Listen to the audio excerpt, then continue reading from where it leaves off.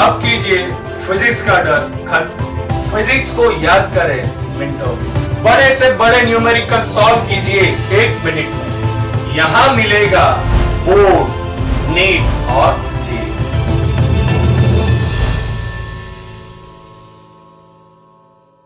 સ્વાધ્યાય 2 પ્રશ્ન નંબર 1 2.1 જેની અંદર આપણે બે વિદ્યુતભારો આપ્યા છે 5 × 10⁻⁸ કુલમ અને -3 × 10⁻⁸ કુલમના બે વિદ્યુતભારો એકબીજાથી 16 સેન્ટીમીટરના અંતરે રહેલા છે. આ બે વિદ્યુતભારોને જોડતી રેખા પરના કયા બિંદુ પર વિદ્યુત સ્થિતિમાન શૂન્ય છે તે આપણે ગણવાનું છે. અનંત અંતરે વિદ્યુત સ્થિતિમાન શૂન્ય ધારીએ તેવું લેવાનું છે. અત્યારના પ્રશ્નમાં આપણી પાસે બે વીજભાર આપ્યા છે. Q1 જેનું મૂલ્ય આપ્યું છે 5 × 10⁻⁸ કુલમ, તેનાથી 16 સેન્ટીમીટરના અંતર પર એક બીજો વીજભાર આપ્યો છે આપણે Q2 જેનું મૂલ્ય છે -3 × 10⁻⁸ કુલમ. એ પરનો વીજભાર અને બી પરના વીજભારના કારણે તેમને જોડતી રેખાના કયા બિંદુ પર વિદ્યુત સ્થિતિમાન શૂન્ય થાય તે આપણે ગણવાનું છે. તેનું અંતર અહીંયા A થી અથવા તેનું અંતર B થી આપણે શોધવાનું છે. તો આ પ્રમાણે આપણી પાસે આપેલ આકૃતિમાં આપણે બે વીજભારો લીધા છે. એક વીજભાર A જેનું મૂલ્ય આપણે આપ્યું છે 5 × 10⁻⁸ કુલમ.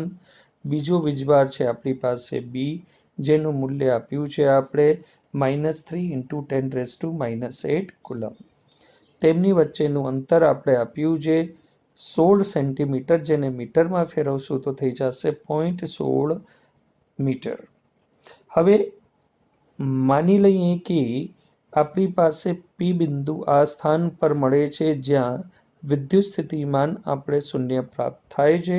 તો ધારીએ કે A થી તેનું અંતર x મીટર થાય છે તો B થી તેનું અંતર થશે 0.16 - x. ફરીથી આપ જોઈએ કે જો A થી P બિંદુનું અંતર x મીટર હોય તો B થી P નું અંતર થઈ જશે 0.16 મીટર - x. હવે એ પરથી આપણે કહી શકીએ કે આપણી પાસે વિદ્યુત સ્થિતિમાન A પર અને B પર જે મળે છે એ બંનેનો સરવાળો બિંદુ P પર વિદ્યુત સ્થિતિમાન જે સર્જતું હોય એ થશે Vp = VA + VB. જે અહીંયા તમને મેન્શન કર્યું છે V = V1 + V2. તમે VA + VB બરાબર VP પણ લખી શકો અને V બરાબર V1 + V2 પણ લખી શકાય. આપણી પાસે વિદ્યુત સ્થિતિમાનનું સૂત્ર તમને યાદ હશે V = KQ/R, જ્યાં K ની વેલ્યુ તમને ખ્યાલ છે 9 × 10⁹, Q ની વેલ્યુ વીજભાર જે બંને આપણે આપેલા છે અને R એટલે તે બિંદુનું વીજભારથી અંતર. તો એ પ્રમાણે આપણે જો આગળ વધીએ તો VP આપણી પાસે શૂન્ય થાય છે. તો VP ની સ્થાન પર આપણે શું રાખીએ? શૂન્ય. V1 ની જગ્યાએ શું થઈ જશે? KQ1/x, કેમ કે બિંદુ A થી તેનું અંતર કેટલું આપ્યું છે? x. V2 નું મૂલ્ય KQ2/R, R એનું થઈ જશે 0.16 - x. K ને કોમન લઈ અને શૂન્ય થશે તે, એટલે આપણી પાસે બચશે Q1/x માઇનસ, કેમ કે Q2 માઇનસ છે એટલે Q2/x. x ની જગ્યાએ તમે એનું જે ઓરિજિનલ અંતર છે કેટલું છે? 0.16 - x. તો એ વેલ્યુ એ મુજબ અહીંયા રાખી, Q1 ની વેલ્યુ રાખી, Q2 ની વેલ્યુ રાખી, બિંદુ પીનું અંતર અને બીનું બિંદુ પીથી અંતર રાખી અને આપણે જો મેથેમેટિકલી સોલ્યુશન કરીએ તો આપણી પાસે એક્સનો જે જવાબ આવે છે એ જવાબ આવી જાય છે 0.1 મીટર. કેટલું આવી જાય છે? 0.1 મીટર. એટલે એનો મતલબ થાય કે આપણે જે એ વીજભાર લીધો તો એ વીજભારથી જેનું મૂલ્ય 5 × 10⁻⁸ કુલમ છે તેનાથી 0.1 મીટરના અંતર, 0.1 મીટર એટલે 10 સેન્ટીમીટરના અંતર, અથવા તમે બિંદુ બી પરથી કહી શકો છો કે બિંદુ બી જેના પર વીજભાર કેટલો છે -3 × 10⁸ કુલમ થી 0.06 મીટર એટલે કેટલું 6 સેન્ટીમીટરના અંતરે વિદ્યુત સ્થિતિમાન શૂન્ય મળે. જો આપણે ફરીથી ચર્ચા કરીએ તો આપણી પાસે બે વીજભારો હતા. એક વીજભાર આપણી પાસે Q1 અને બીજું વીજભાર આપણી પાસે હતું Q2. બંને વીજભાર એકબીજાથી 16 સેન્ટીમીટરના અંતર પર હતા. Q1 નું મૂલ્ય તમને આપ્યું હતું 5 × 10⁻⁸. Q2 નું તમને મૂલ્ય આપ્યું હતું -3 × 10⁸. તો તેમને જોડતી રેખાના કયા બિંદુ પર વિદ્યુત સ્થિતિમાન શૂન્ય મળે? તો Q1 થી એ અંતર આપણે મળ્યું છે 10 સેન્ટીમીટર. એટલે આ અંતર આપણે મળે 10 સેન્ટીમીટર. તો ઓબ્વિયસલી 16 માંથી 10 જાય તો આ અંતર આપણે મળે 6 સેન્ટીમીટર. એટલે કહી શકાય કે Q1 Q2 ના મધ્ય ભાગમાં વચ્ચેના વિસ્તારમાં Q1 થી 10 સેન્ટીમીટરના અંતરે અને Q2 થી 6 સેન્ટીમીટરના અંતરે આપણે એક બિંદુ P એવું પ્રાપ્ત થશે જ્યાં વિદ્યુત સ્થિતિમાન આપણે શૂન્ય પ્રાપ્ત થાય છે. તો દોસ્તો એક વખત આપણે આને સ્ક્રોલ કરીને જોઈ લઈએ અને આપને નોટ ડાઉન કરવું હોય તો આપ નોટ ડાઉન પણ કરી શકો છો. પ્રશ્ન અનુસાર આવી બે શક્યતાઓ છે. અત્યારના આપણે પ્રથમ શક્યતાની ચર્ચા કરી. પ્રથમ શક્યતા પ્રમાણે આપણે એ અને બી ની વચ્ચેના બિંદુ પર વિદ્યુત સ્થિતિમાન શૂન્ય પ્રાપ્ત કર્યું છે.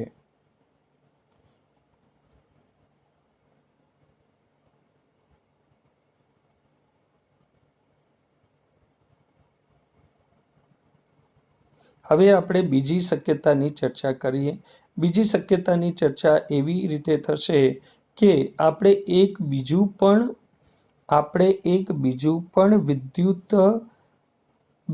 પણ એક બિંદુ એવું પ્રાપ્ત થાય જેના પર વિદ્યુત સ્થિતિમાન શૂન્ય થાય. પહેલું બિંદુ આપણે એ અને બી ની મધ્ય લીધું હતું. હવે એ અને બી ના બહારના વિસ્તારમાં મળી શકે ત્યારે દોસ્તો ખાસ વિશેષ નોંધ લેજો કે મોટા વીજભારથી અતિ દૂર અને નાના વીજભારથી બાજુમાં પણ તમને એક એવું બિંદુ પ્રાપ્ત થઈ શકે જ્યાં વિદ્યુત સ્થિતિમાન શૂન્ય હોય. ફરીથી આપણે રિપીટ કરીએ કે મોટો વીજભાર, તો અત્યારના એનું મૂલ્ય મોટું છે 5 × 10⁻⁸. બીનું મૂલ્ય નાનું છે એટલે -3 × 10⁸. તમે કહી શકો કે બિંદુ પી આ સાઈડ છે તો આ સાઈડ કેમ ના આવે? તો એનો જવાબ આપણે એ કરીએ કે હંમેશા ધ્યાન રાખજો કે વિદ્યુતીય ક્ષેત્ર હોય કે વિદ્યુત સ્થિતિમાન હોય, બંને માટે એક જ નિયમ લાગે છે કે તેમની જોડતી રેખા પરનું જો બહારનો વિસ્તાર લેવો હોય તો મોટા વીજભારથી દૂર અને નાના વીજભારથી નજીકના વિસ્તારમાં તમને તે બિંદુ પ્રાપ્ત થઈ શકે છે. તો અત્યારના વર્તમાનમાં આપણે માની લઈએ કે આપણી પાસે પી બિંદુ છે અને તેનું બિંદુ એ થી અંતર આપણે માની લઈએ x. તો બિંદુ બી થી અંતર કેટલું થશે? તો આ ટોટલ અંતર તમારી પાસે x, એ અને બી નું વચ્ચેનું અંતર 0.16. તો બી અને પી વચ્ચેનું અંતર થઈ જશે x - 0.16. ફરીથી આપણે જોઈએ એ થી બી વચ્ચેનું અંતર x મીટર, એ થી પીનું અંતર x મીટર, એ થી બીનું અંતર 0.16, તો બી અને પી વચ્ચેનું અંતર થઈ જશે x માઇનસ 0.16.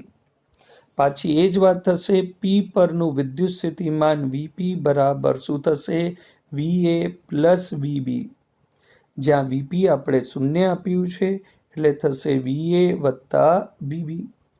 આપણે લખ્યું આ છે, પણ અહીંયા આપણે જે ઉપયોગ કર્યો છે ને દોસ્તો, એ સૂત્ર ઉપયોગ કર્યું છે V is equals two V1 વત્તા V2. આપ સુવિધા માટે આ પણ લખી શકો છો.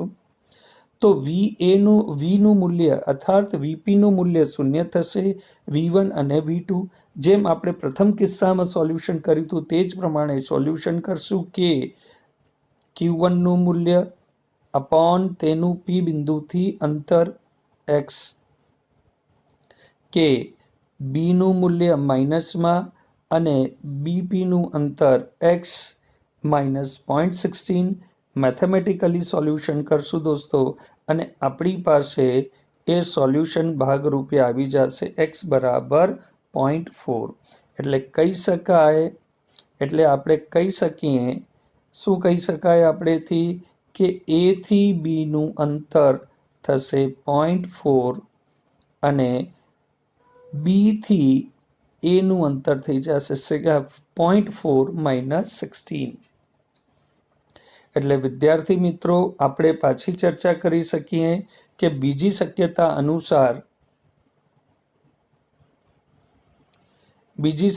અનુસાર વિદ્યુત સ્થિતિમાન એ બી રેખાને લંબાવી એ થી x અંતરે બિંદુ પી આગળ પણ મળે, અને V1 વત્તા V2 બરાબર 0. V1 એટલે એના કારણે ઉદ્ભવતું વિદ્યુત સ્થિતિમાન પી પર, અને V2 બરાબર બીના કારણે પી પર ઉદ્ભવતું વિદ્યુત સ્થિતિમાન. તો આ પ્રમાણે દોસ્તો આપણે ચર્ચા કરીએ તો આપણી પાસે બે ઓપ્શન્સ થાય છે, અને બે ઓપ્શનની અંદર એક પોઈન્ટ આપણે બંને વીજભારના મધ્યબિંદુ એટલે વચ્ચેના વિસ્તારમાં મળે છે, અને બીજો જે બિંદુ છે એ મોટા વીજભારથી દૂર અને નાના વીજભારથી બાજુમાં પ્રાપ્ત થાય છે. આપણે થોડીક વાર માટે સ્ક્રીનને સ્ક્રોલ કરશું, અને આપશ્રીને કંઈ નોટ ડાઉન કરવું હોય તો આપ નોટ ડાઉન કરી શકો છો. પ્રથમ કિસ્સો નોટ ડાઉન થઈ ગયો છે. આપણે સેકન્ડ કિસ્સાને થોડુંક સ્ક્રોલ કરી અને નોટ ડાઉન કરી શકો છો આપ.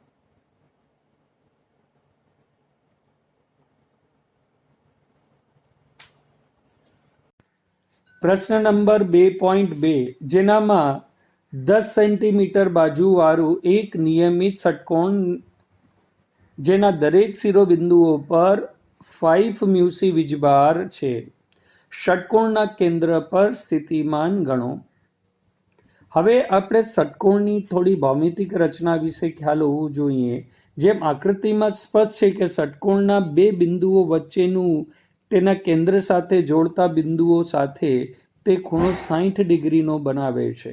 એટલે આપણે કહી શકીએ કે ષટકોણના કેન્દ્ર સાથે જો આ 60 ડિગ્રીનો ખૂણો બનતો હોય, તેના શિરોબિંદુથી કેન્દ્રનું અંતર સમાન હોય, તો સમાન બાજુના સામેવાળા ખૂણા પણ સમાન હોય.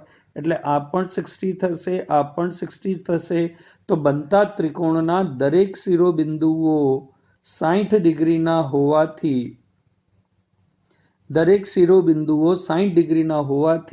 આ જે ત્રિકોણ બનશે એ સમબાજુ ત્રિકોણ બનશે. એટલે આની લંબાઈ જો 10 સેન્ટીમીટર હોય તો શિરોબિંદુથી કેન્દ્રનું અંતર પણ 10 સેન્ટીમીટર થશે. એટલે આપણે કહી શકીએ કે દરેક શિરોબિંદુથી કેન્દ્રનું અંતર સમાન હશે, અને તે અંતર હશે 10 સેન્ટીમીટર. દરેક શિરોબિંદુઓ પર વીજભાર પણ સમાન છે, એટલે કેન્દ્ર પર મળતું વીજભાર VO બરાબર દરેક વીજભારના કારણે બનતા વિદ્યુત સ્થિતિમાનનો સરવાળો હશે. દરેક વિદ્યુત સ્થિતિમાનનું મૂલ્ય સમાન છે, એટલે કહી શકાય કે VO is equals two 6 time of V1. V1ની જગ્યાએ તમે મૂકી શકો KQ બાય R. Kનું મૂલ્ય તમને ખ્યાલ છે, Qનું મૂલ્ય તમને આપ્યું છે 5 મ્યુસી, આરનું મૂલ્ય તમને આપ્યું જે 10 સેન્ટીમીટર, જેને તમે મીટરમાં ફેરવશો અને કેલ્ક્યુલેશન કરશો, મેથેમેટિકલી કેલ્ક્યુલેશન કરશો, તો કેન્દ્ર પરનું વિદ્યુત સ્થિતિમાનનું મૂલ્ય પ્રાપ્ત થશે 2.7 into 10⁶ વોલ્ટ. આપ પ્રશ્ન નોટ ડાઉન કરી શકો છો, જેના માટે સ્ક્રીનને ધીમે ધીમે સ્ક્રોલ કરવામાં આવશે.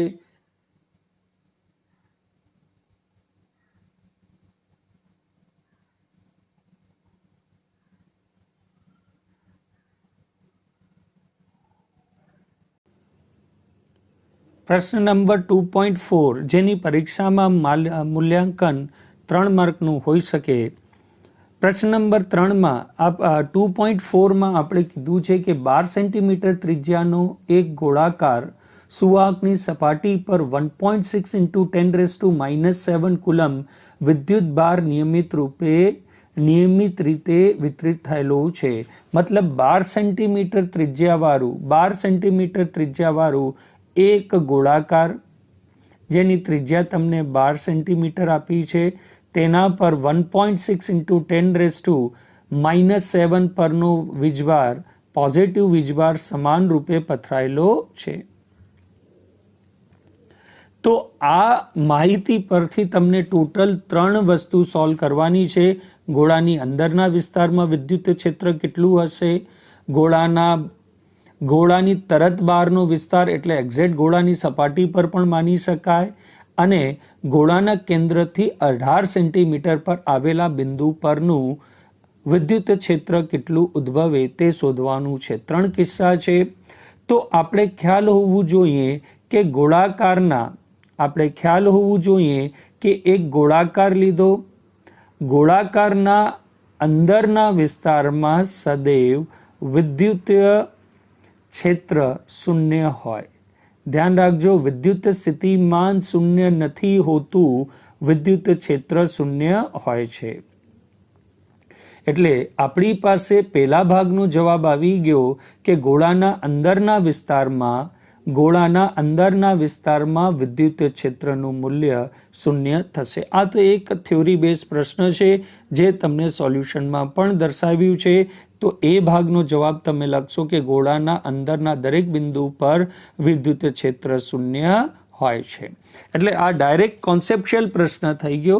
બિંદુ બી પર, હવે બિંદુ બી માટે આપણે જો ગણના કરીએ તો એના માટે લોજિક છે કે એક ગોળાકારની સપાટી પર જો વિદ્યુત ક્ષેત્ર હોય તો ગોળાકારની સપાટી પર વિદ્યુત ક્ષેત્ર એટલું જ હોય કે ગોળા પરનો સમસ્ત વીજભાર તેના કેન્દ્ર પર માનવાનું, અને તેના કેન્દ્રથી કેપિટલ R અંતર પર ઉદ્ભવતું વિદ્યુત ક્ષેત્ર જેટલું થાય. E = kq/r².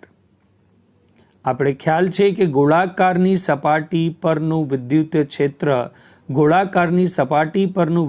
ક્ષેત્ર એટલું જ હોય છે કે ગોળા પરનો સમસ્ત વીજભાર ગોળાના કેન્દ્ર પર માની લેવાનું, અને તેનાથી R અંતર પર ઉદ્ભવતું વિદ્યુતીય ક્ષેત્ર. એટલે ગોળાના કેન્દ્રથી બિંદુનું અંતર આ સ્થિતિમાં તેની ત્રિજ્યા જેટલું થશે. ત્રિજ્યા આપણે સેન્ટીમીટરમાં આપી છે, જેને મીટરમાં ફેરવશું. એટલે ગોળાની સપાટી તેના કેન્દ્ર પરના થયેલ ગણી શકાય. ગોળાના કેન્દ્રથી R અંતર પર આવેલા બિંદુ માટે વિદ્યુત ક્ષેત્રનું સૂત્ર કેટલું થાય છે?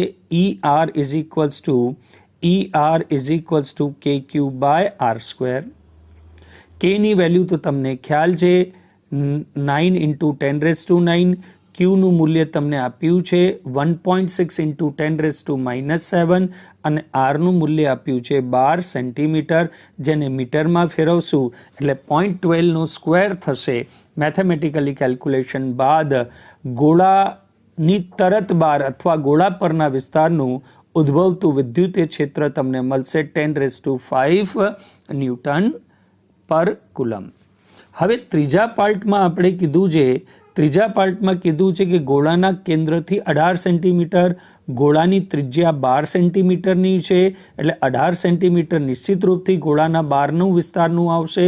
તો ગોળાના બહારનું વિસ્તારનું પોઈન્ટ આવે ત્યારે પણ આપણે ગોળા પરનો સમસ્ત વીજભાર તેના કેન્દ્ર પર માનશું. એટલે પ્રશ્ન આપણો થઈ જશે કે એક વીજભાર જેનું મૂલ્ય કેટલું આપ્યું છે 1.6 10⁻⁷ થી 18 સેન્ટીમીટરના અંતર પર ઉદ્ભવતું વિદ્યુત ક્ષેત્ર E = kq/r² થશે, જેને આપ કેલ્ક્યુલેટ કરી શકો છો. સૂત્ર અહીંયા લખ્યું છે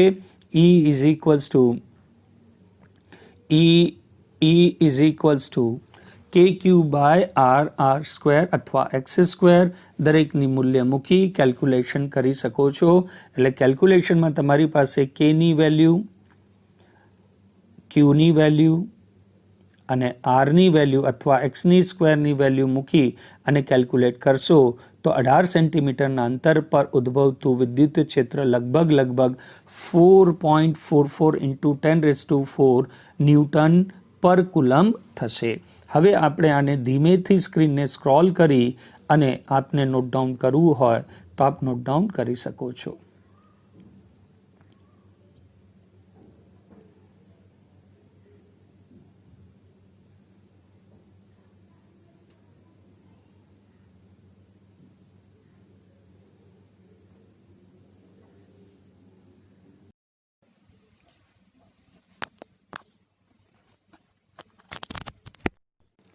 પ્રશ્ન નંબર 2.5 જે પ્રશ્ન કેપેસિટરથી સંબંધિત પ્રશ્ન છે. કેપેસિટર વિશે તમને માહિતી હશે કે પેરેલલ પ્લેટ કેપેસિટર, બે પ્લેટ વચ્ચેનું અંતર જો તમને d આપવામાં આવે અને પ્લેટનું ક્ષેત્રફળ a હોય તો ઉદ્ભવતું કેપેસિટર એની વચ્ચેનું માધ્યમ હવા હોય તો C = ε0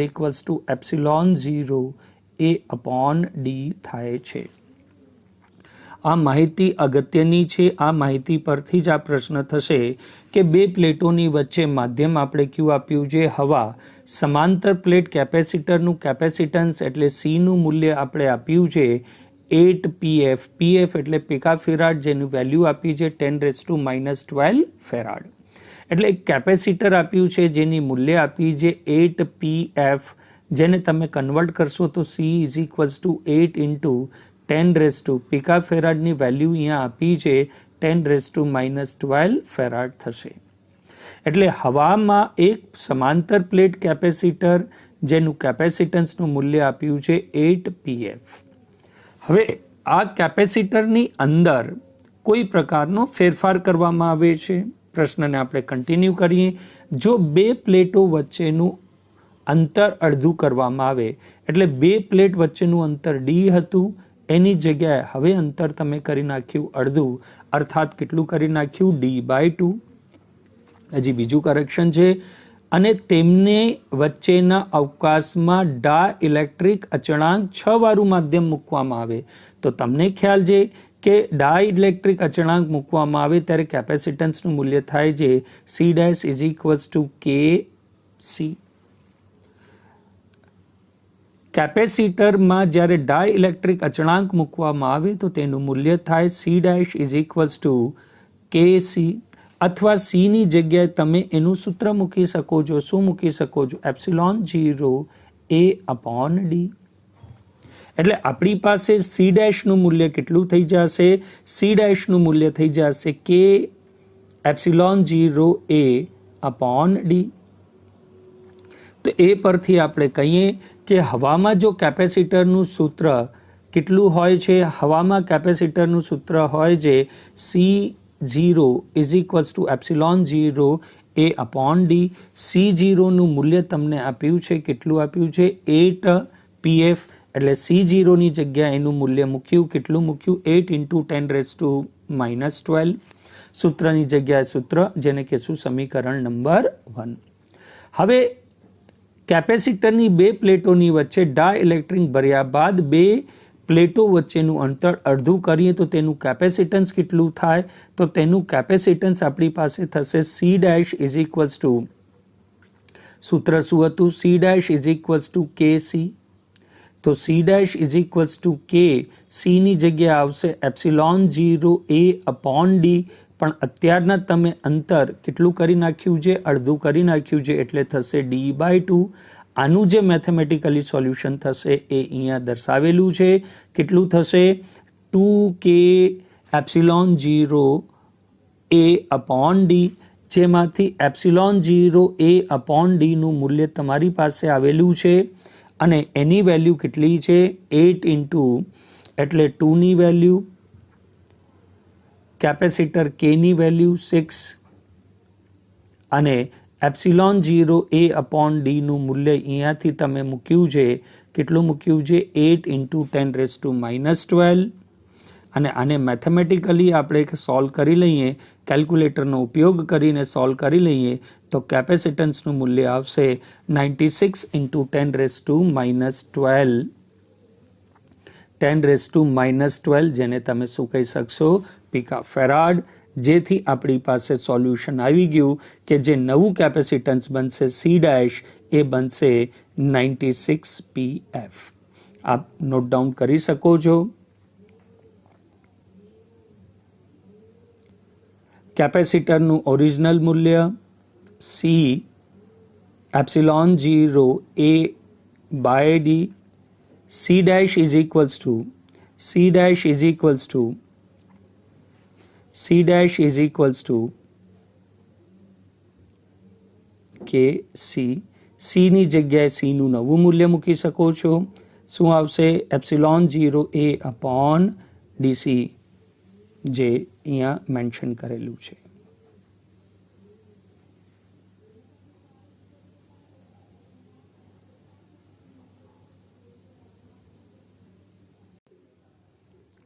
પ્રશ્ન નંબર 2.6. 2.6 પ્રશ્નની અંદર કેપેસિટરના શ્રેણી અને સમાંતર સંયોજન વિશે પ્રશ્ન છે. તો તેના માટે આપણે થોડુંક બ્રીફ લઈએ. જો દરેક કેપેસિટરનું કેપેસિટન્સ સમાન હોય અને તેને જો શ્રેણીમાં જોડવામાં આવે તો સમતુલ્ય કેપેસિટન્સનું મૂલ્ય થાય છે CS is equals to C/N. N કેપેસિટરને શ્રેણીમાં જોડવામાં આવે તો બનતા કેપેસિટરનું સમતુલ્ય મૂલ્ય CS is equals to C/N થાય છે. તો આ સૂત્ર પરથી આપણે તાત્કાલિક ધોરણે કાઢી શકીએ. જે સ્ક્રીન પર ડિસ્પ્લે સોલ્યુશન છે એ બોર્ડ પ્રમાણે પણ સાચું છે અને સાઈડમાં જે આપને બતાવ્યું છે એ જીનીટ પ્રમાણે તમે ક્વિક સોલ્યુશન પણ કરી શકો. અને હવે પરીક્ષામાં પણ આ લખો તો પણ ચાલે.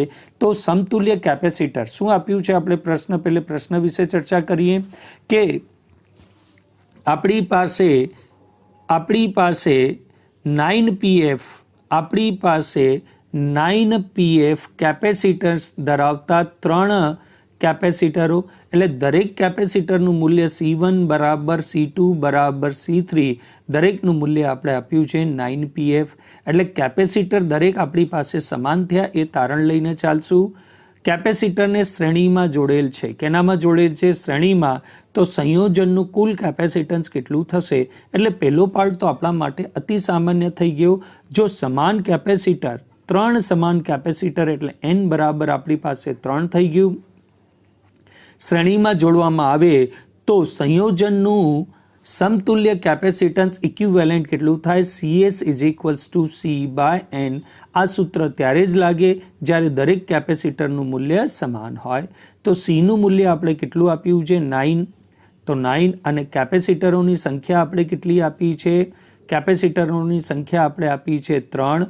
તો 9/3 કેલ્ક્યુલેટ કરશું એટલે આપણી પાસે આવી જશે 3. તો આ પ્રશ્નનો સોલ્યુશન આ પ્રમાણે પણ થઈ જશે. શ્રેણી સંયોજનમાં મળતું કેપેસિટર CS બરાબર 3 pf થશે. હવે આપણે બીજા ભાગ તરફ જઈએ.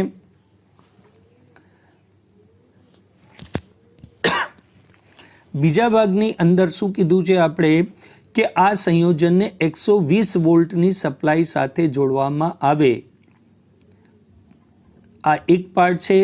તો સ્થિતિમાનનો તફાવત કેટલો થશે? આ બીજો પાર્ટ છે. સમાંતર આ પ્રશ્નને કન્ફ્યુઝન કરવામાં આવ્યું છે. પહેલાં શ્રેણી સંયોજનને 120 વોલ્ટ સાથે અને આ જ કેપેસિટરને સમાંતર જોડી અને 120 વોલ્ટ સાથે જોડવામાં આવે તો દરેક કેપેસિટરનો વિદ્યુત સ્થિતિમાનનો તફાવત કેટલો હશે એ પૂછવામાં આવે છે. એટલે બી ભાગમાં ટોટલ 2 ભાગ થઈ ગયા. એક ભાગ શ્રેણી માટે અને એક ભાગ સમાંતર માટે. તો બીજા ભાગમાં આપણે કેપેસિટરો લીધા, 3 કેપેસિટર લીધા, C1, C2 અને C3 તેને શ્રેણીમાં જોડી 120 વોલ્ટની બેટરી સાથે જોડવામાં આવે છે. આપને ખ્યાલ હશે કે જ્યારે કેપેસિટરોને શ્રેણીમાં જોડવામાં આવે તો કેપેસિટરમાં સંગ્રહિત પામતો વીજભાર સમાન હોય છે. સંગ્રહ પામતો વીજભાર સમાન હોય છે. એટલે આપ ડાયાગ્રામમાં જોઈ શકો છો કે દરેક કેપેસિટર પરનો સંગ્રહ પામતો વીજભાર કેટલો માન્યો છે? Q. ફરીથી આપણે ટેક્સ્ટમાં જે લખ્યું છે એના ઉપર ચર્ચા કરી. ત્રણેય કેપેસિટરનું કેપેસિટન્સ સમાન છે અને ત્રણેય કેપેસિટર શ્રેણીમાં છે. C1, C2 અને C3 આસપાસેનો વિદ્યુત સ્થિતિમાનનો તફાવત V1, V2, V3 હોય તો વિદ્યુત સ્થિતિમાનનો તફાવતનો શું થાય? સરવાળો થાય. V = આના છેડા પરનું. જો ડાયાગ્રામ બનીને આપણે સમજીએ તો આપણી પાસે 3 કેપેસિટર પરનું વિદ્યુત સ્થિતિમાન, જો પહેલા પરનું વિદ્યુત સ્થિતિમાન V1 હોય, બીજા પરનું વિદ્યુત સ્થિતિમાન V2 હોય અને ત્રીજા પરનું વિદ્યુત સ્થિતિમાન V3 હોય તો V1 + V2 = V3 એ પરિપથમાં લગાડેલી બેટરીને સમાન હોય. જેથી તમે કહી શકો, શું કહી શકીએ આપણે? V = V1 + V2 + V3. V1, V2, V3 હમણાં ડાયાગ્રામ પરથી આપણે જોયું હતું કે આપણી પાસે ત્રણેય કેપેસિટર સમાન છે. ત્રણેય કેપેસિટર સમાન છે તો C = કેટલું થાય? Q/V. તો V = કેટલું થશે? Q/C. ત્રણેય કેપેસિટરના મૂલ્યો પણ સમાન છે. C1, C2 અને C3 ત્રણેય કેપેસિટર સમાન છે અને શ્રેણીમાં હોવાથી C1 માં સંગ્રહ પામતો વીજભાર પણ Q હશે, C2 માં પણ સંગ્રહ પામતો વીજભાર પણ Q હશે અને C3 માં પણ સંગ્રહ પામતો વીજભાર પણ Q હશે. તો તમે કહી શકો કે V1 = Q/C, V2 = પણ Q/C અને V3 = પણ Q/3. એટલે તમે અહીંયા એ લખી શકો, શું લખી શકો? કે V1 = V2 = V3.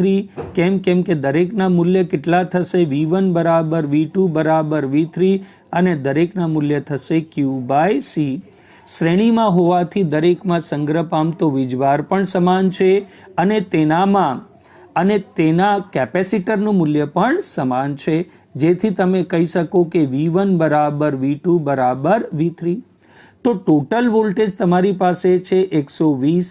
V1, V2, V3 સમાન છે એટલે તમે લખી શકો 120 = thrice of V1 અથવા લખી શકો thrice of V2 અથવા લખી શકો thrice of V3.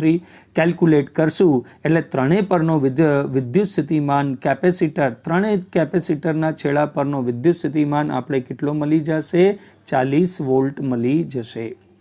તો શ્રેણીમાં ત્રણેય કેપેસિટર પરનો સંગ્રહિત પામતો વીજભાર V1, V2, V3 = 40 વોલ્ટ મળશે.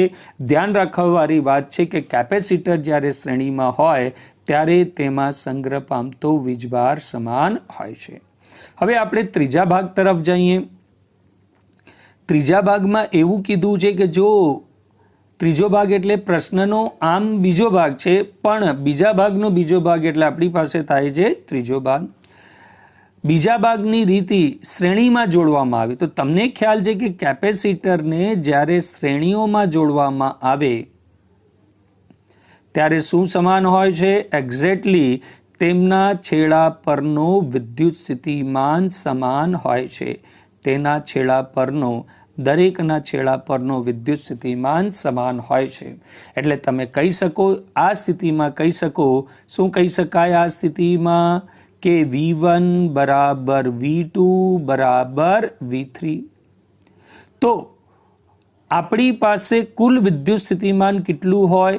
કુલ વિદ્યુત સ્થિતિમાન હોય આપણી પાસે V is equals two V1 વત્તા V2 વત્તા V3.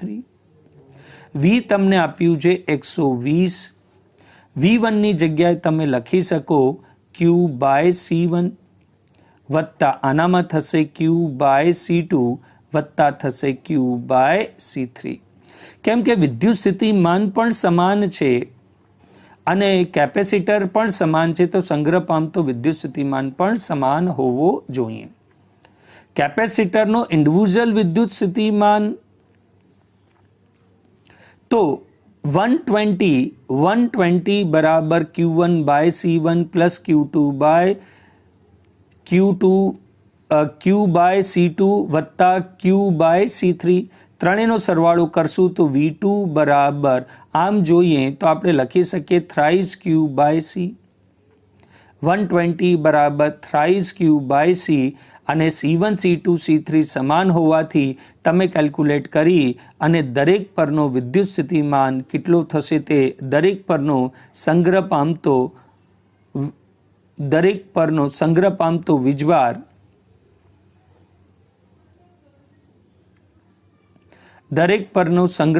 વીજભાર કેટલો થશે?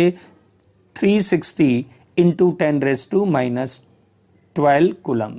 દોસ્તો અહીંયા થોડીક બોર્ડ પ્રમાણે આપણે એક લોંગ કટ મેથડ કરી છે. અધરવાઇઝ આપણે થોડાક સ્ટેપ પાછળ જઈએ તો આપણે જે લખ્યું હતું કે V બરાબર V1 વત્તા V2 વત્તા V3. આ V ની જગ્યાએ તમે લખી શકો છો 120 અને V1 V2 V3 નું દરેકનું મૂલ્ય કેટલું થાય છે? Q by C. આમ તો C1 C2 C3 થાય પણ ત્રણેય કેપેસિટર સમાન હોવાથી કેટલું થઈ જશે? થ્રાઇસ C ની મૂલ્ય મૂકી ક્રોસ મલ્ટીપ્લાય કરી અને Q ની વેલ્યુ આપ કેલ્ક્યુલેટ કરી શકો છો. Q ની વેલ્યુ કેલ્ક્યુલેટ થાય તે આપણો જવાબ નથી. આપણે તો વિદ્યુત સ્થિતિમાન ગોતવાનું હતું. તો વિદ્યુત સ્થિતિમાન આપણી પાસે V1 બરાબર V2 બરાબર Q બાય C. C તો આપણે આપેલું છે, Q આપણે જસ્ટ હમણાં ગોત્યું. કેટલું ગોત્યું? Q is equals two 360 into 10⁻⁻12 coulomb. તે પર મેથેમેટિકલી કેલ્ક્યુલેશન કરી અને જવાબ લાવી શકીએ છીએ અને તે જવાબ આપણી પાસે આવે છે 40 વોલ્ટ. તો આના પરથી સ્પષ્ટ છે કે આ પ્રશ્ન પરીક્ષામાં આવે તો આ પ્રશ્નના મૂલ્ય થાય છે 3 અથવા 4 માર્ક. જેથી ધ્યાનપૂર્વક આ પ્રશ્નને કરવાનો. પ્રશ્નમાં કોન્સેપ્ટ સારા લાગે છે. કેપેસિટર શ્રેણી અને સમાંતર. શ્રેણીમાં તમને ખ્યાલ હશે કે દરેક કેપેસિટર પર સંગ્રહ પામતો વીજભાર સમાન હોય, જ્યારે સમાંતરમાં દરેક કેપેસિટર પર લાગતું વિદ્યુત સ્થિતિમાન સમાન હોય છે.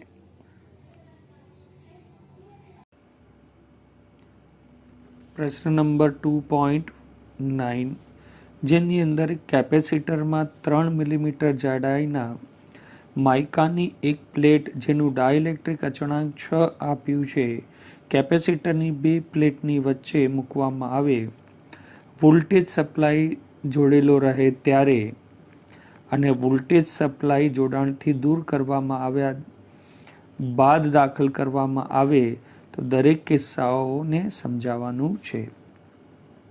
તો આપણે ખ્યાલ છે કે સામાન્ય રૂપે જો કેપેસિટન્સ C હોય અને એનામાં ડાઇલેક્ટ્રિક અચળાંક K ઉમેરવામાં આવે તો બનતા કેપેસિટરનું કેપેસિટન્સ થાય છે C' is equals to KC. KC અથવા C0 પણ હવા માટે વપરાય છે. તો C' is equals two K C0 થશે. તો આપણી પાસે જે કેપેસિટર્સ છે તેનું કેપેસિટન્સ આનામાં પ્રશ્નમાં આપ્યું નથી, પણ એ આપણે બુકમાં આપેલું છે, જે અહીંયા ટાઈપિંગમાં રહી ગયું છે કે હવામાં કેપેસિટરનું કેપેસિટન્સ જે છે એ આપણી પાસે C is equals two 17.7 PF હશે ઇન્ટુ 10⁻⁻12 ફેરાડ. તો જેથી જ્યારે 3 મિલીમીટર જાડાઈની પ્લેટ જેનું ડાઇલેક્ટ્રિક અચળાંક 6 છે અને કેપેસિટર C0 પ્રશ્નમાં નથી આપ્યું પણ પરીક્ષામાં આપવામાં આવશે એ કેપેસિટરનું મૂલ્ય છે 17.7 pF, જેથી હવામાં જે કેપેસિટર હતું હવે ડાઇલેક્ટ્રિક અચળાંક સાથે ડાઇલેક્ટ્રિક અચળાંક દાખલ કરતા કેપેસિટરનું capacitance C' is equals to KC થાય છે, જેથી માત્ર તમને બે ન્યુમેરિકલ વેલ્યુ મૂકી ગુણાકાર કરવાથી તમારી પાસે નવું કેપેસિટન્સ આવી જાય છે C is equals two 100 pF. આ તો પહેલો પાર્ટ થઈ ગયો. બીજા પાર્ટમાં જ્યારે કેપેસિટન્સને જ્યારે ડાઇલેક્ટ્રિક દાખલ કરીએ અને વોલ્ટેજ સપ્લાય ચાલુ રાખીએ તો દરેક પ્લેટ વચ્ચેનો વિદ્યુતભાર આમ જોવા જાય તો C is equals two Q/V થાય છે. એટલે તેના પરથી તમે કહી શકો કે Q is equals two CV થવો જોઈએ. પણ અત્યારના ડાઇલેક્ટ્રિક અચળાંક નાખ્યા બાદ આપણો કેપેસિટન્સ કેટલો થઈ જાય છે C', એટલે જે વીજભાર બનશે Q' is equals two C'V થશે. Q' is equals two C' આપણી પાસે છે KCV. Kનું મૂલ્ય તમારી પાસે છે 6, Cનું મૂલ્ય તમારી પાસે છે 17.7 ઇન્ટુ 10⁻12 અને V વોલ્ટની બેટરી, અને V વોલ્ટની બેટરી એ કેટલા વોલ્ટની છે? 100 વોલ્ટની, જે પ્રીવિયસ પ્રશ્નમાં આપ્યું છે તે પ્રમાણે લેવાનું રહેશે. તો એ પ્રમાણે તમે જો તો હવામાં જે કેપેસિટર્સ હતો એનો વીજભાર કેટલો થાય? Q is equals two C0V. એ C0Vનું મૂલ્ય અહીંયા આવશે, એટલે જે ડાઇલેક્ટ્રિક અચળાંક નાખ્યા બાદ જે મૂલ્ય હશે એ K ગણો થશે. એટલે આપણે કહી શકીએ જનરલી રિવાઇઝ કરી જઈએ કે કુલમનું બળ F' is equals two F/K થાય છે. ડાઇલેક્ટ્રિક નાખ્યા બાદ વિદ્યુત ક્ષેત્ર E' is equals two E/K થાય છે. જ્યારે વિદ્યુત સ્થિતિમાન V' is equals two V/K થાય છે, પરંતુ capacitance C' is equals to KC K ગણો થાય છે. એ જ પ્રમાણે વીજભાર પણ કેટલો થઈ જશે? KQ0. એટલે હવામાં જેટલો વીજભાર હતો એના K ગણો થશે, અને અત્યારના Kનું મૂલ્ય આપણે આપ્યું છે 6 ટાઈમ્સ. એટલે તમે સામાન્ય રૂપે લખી શકો કે પ્લેટ પરનો વિદ્યુતભાર 6 ગણો થઈ જાય છે. 6 ગણો કેમ થાય છે?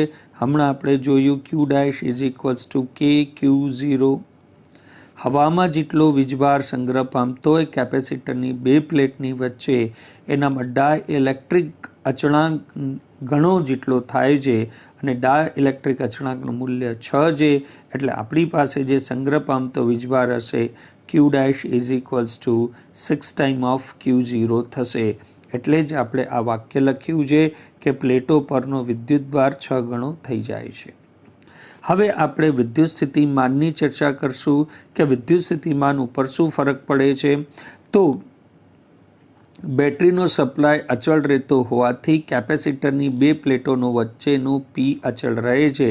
એટલે કેટલી બેટરી આપણે લગાડી હતી? 100 વોલ્ટની, જે પ્રીવિયસ પ્રશ્નમાં આપ્યો છે એને જ કેરી ફોરવર્ડ કરવાનું છે. એટલે V બરાબર 100 વોલ્ટ.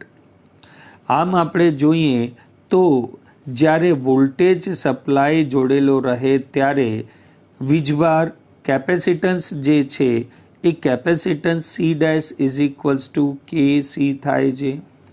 એ જ પ્રમાણે સંગ્રહ પામતો વીજભાર પણ KQ0 થાય છે, અને વિદ્યુત સ્થિતિમાન V' બરાબર V રહે છે જ્યારે આપે વોલ્ટેજ સપ્લાય જોડેલી હોય ત્યારે કરે.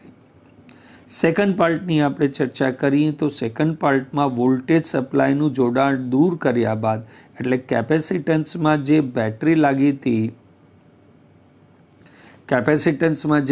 લાગી હતી એ બેટરીને તમે દૂર કરી નાખી. ત્યારબાદ તેની અંદર જો ડાઇલેક્ટ્રિક અચળાંક મૂકી દેવામાં આવે તો કેપેસિટન્સનું મૂલ્ય તો એ જ રહેશે જે C' is equals to KC. એ સમયે સંગ્રહ પામતો વીજભાર અને પ્લેટોના છેડા પરનું વિદ્યુત સ્થિતિમાન કેટલું હશે તે આપણે ચર્ચા કરવાની છે. બેટરીનું જોડાણ દૂર કરવામાં આવે ત્યારબાદની આપણે ચર્ચા કરવાની છે. તો હવે આપણે સેકન્ડ પોઈન્ટ તરફ જઈએ તો એનામાં જો બેટરી પરનું કેપેસિટરને બેટરીથી અલગ કરવામાં આવે તો કેપેસિટરની પ્લેટ પરનો વિદ્યુતભાર હવામાં જેટલો વિદ્યુતભાર હોય તેટલો જ હોય છે. એટલે તમે કહી શકો કે ક્યુ ડબલ ડેશ એટલે નવું કેલ્ક્યુલેશન હવામાં કેટલો હતો, તો આપણી પાસે છે 1.77 ન્યૂટન કુલમ. કેમ કે એ C0 ઇન્ટુ V0, C0ની વેલ્યુ મૂકી, V0ની વેલ્યુ આપણે આપી હતી 100 વોલ્ટ રાખીને કેલ્ક્યુલેશન કરશું તો PFમાંથી નેનો કુલમ આવી ગયો. અને એ સમયે વિદ્યુત સ્થિતિમાન જે છે બે પ્લેટો વચ્ચેનું વિદ્યુત સ્થિતિમાન એ V'=V/K થાય છે. તો V0ની વેલ્યુ હવામાં કેટલી હતી 100 વોલ્ટ અને ડાઇલેક્ટ્રિક અચળાંકનું મૂલ્ય કેટલું છે 6. તો તે પ્રમાણે તમારી પાસે બેટરી હટાવીને ડાઇલેક્ટ્રિક અચળાંક નાખશું. એટલે ઇન શોર્ટ કે કેપેસિટર ચાર્જડ હોય એટલે આ પ્રશ્ન એવો છે કે બેટરી સાથે જોડી કેપેસિટરને ફુલ્લી ચાર્જ કર્યું. હવે આપે બેટરી હટાવી દીધી અને હવે તેની અંદર જો તમે ડાઇલેક્ટ્રિક અચળાંક મૂકો તો વીજભાર તો એટલો જ રહેશે, કેમ કે વીજભારનું લોસ નહીં થાય, પણ બે પ્લેટ વચ્ચેનું જે વિદ્યુત સ્થિતિમાન છે V'=V/K થઈ જશે. તે પ્રમાણે આપણે સોલ્યુશન કર્યું છે. તો આપણે પ્રશ્નને ફરીથી એક વખત જોઈએ. પહેલા પાર્ટનું સોલ્યુશન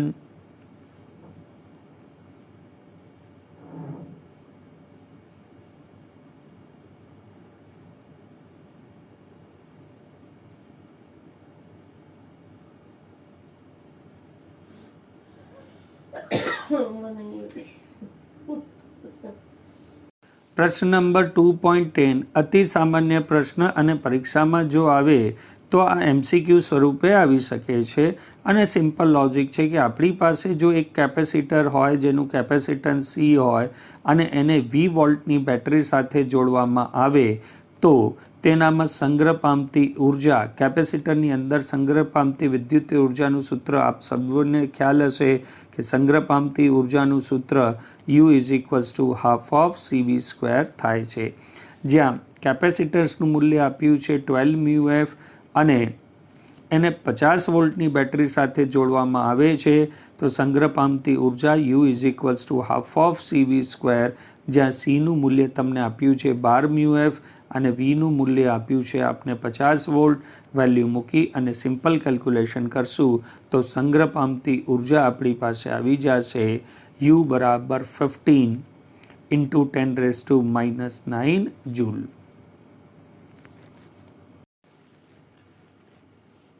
પ્રશ્ન નંબર 2.12 એ પ્રશ્નની અંદર યામ પદ્ધતિમાં એક વીજભારને અમુક સ્થાનથી અમુક સ્થાન સુધી લઈ જવા માટે કરવું પડતું કાર્ય શોધવાનું છે. હવે આપણી જે તંત્ર છે એ તંત્રના ઉદ્ગમ બિંદુ પર એક વીજભાર મૂકવામાં આવ્યો છે 8 MC. આ વીજભારના કારણે એક તમારી પાસે વિદ્યુત ક્ષેત્ર પ્રાપ્ત થશે. હવે આ બનતા વિદ્યુત ક્ષેત્રની અંદર તમે કોઈ એક બીજા વીજભારને જેના લોકેશન્સ આપને આપ્યા છે એ લોકેશન્સ એક નાના વીજભારને -2 × 10⁻⁸ કુલમ વીજભારને 0,0,3 એટલે Z અક્ષના યામ આપ્યા જે 3, કેમ કે X0 Y0 Zનું મૂલ્ય આપ્યું છે 3 સેન્ટીમીટર. એટલે જો Z અક્ષ આને લેવામાં આવે તો બિંદુ P પર આપણી પાસે એક વીજભાર મૂક્યો છે 0,0,3 સેન્ટીમીટર પર. તે વીજભારને તમે મોમેન્ટ લઈને R પર લઈ ગયા. Rના યામ આપ્યા છે 0, X અક્ષ 0 છે, Y અને Z આપ્યા છે. એટલે YZ સમતલમાં આપ મુવમેન્ટ કરો છો અને ત્યારબાદ તેને Q બિંદુ તરફ લઈ જવામાં આવે છે, જ્યાં 0,4,0 એટલે એક્સ અને ઝેડ યામ 0 છે એટલે વાય અક્ષ ઉપર તમે લઈ જાઓ છો તો કરવું પડતું કાર્ય કેટલું થાય? તો મિત્રો તમને સારી રીતે ખ્યાલ હશે કે વિદ્યુત ક્ષેત્ર જે છે એ સંરક્ષિત ક્ષેત્ર છે, એ સંરક્ષિત ક્ષેત્રની અંદર કરવું પડતું કાર્ય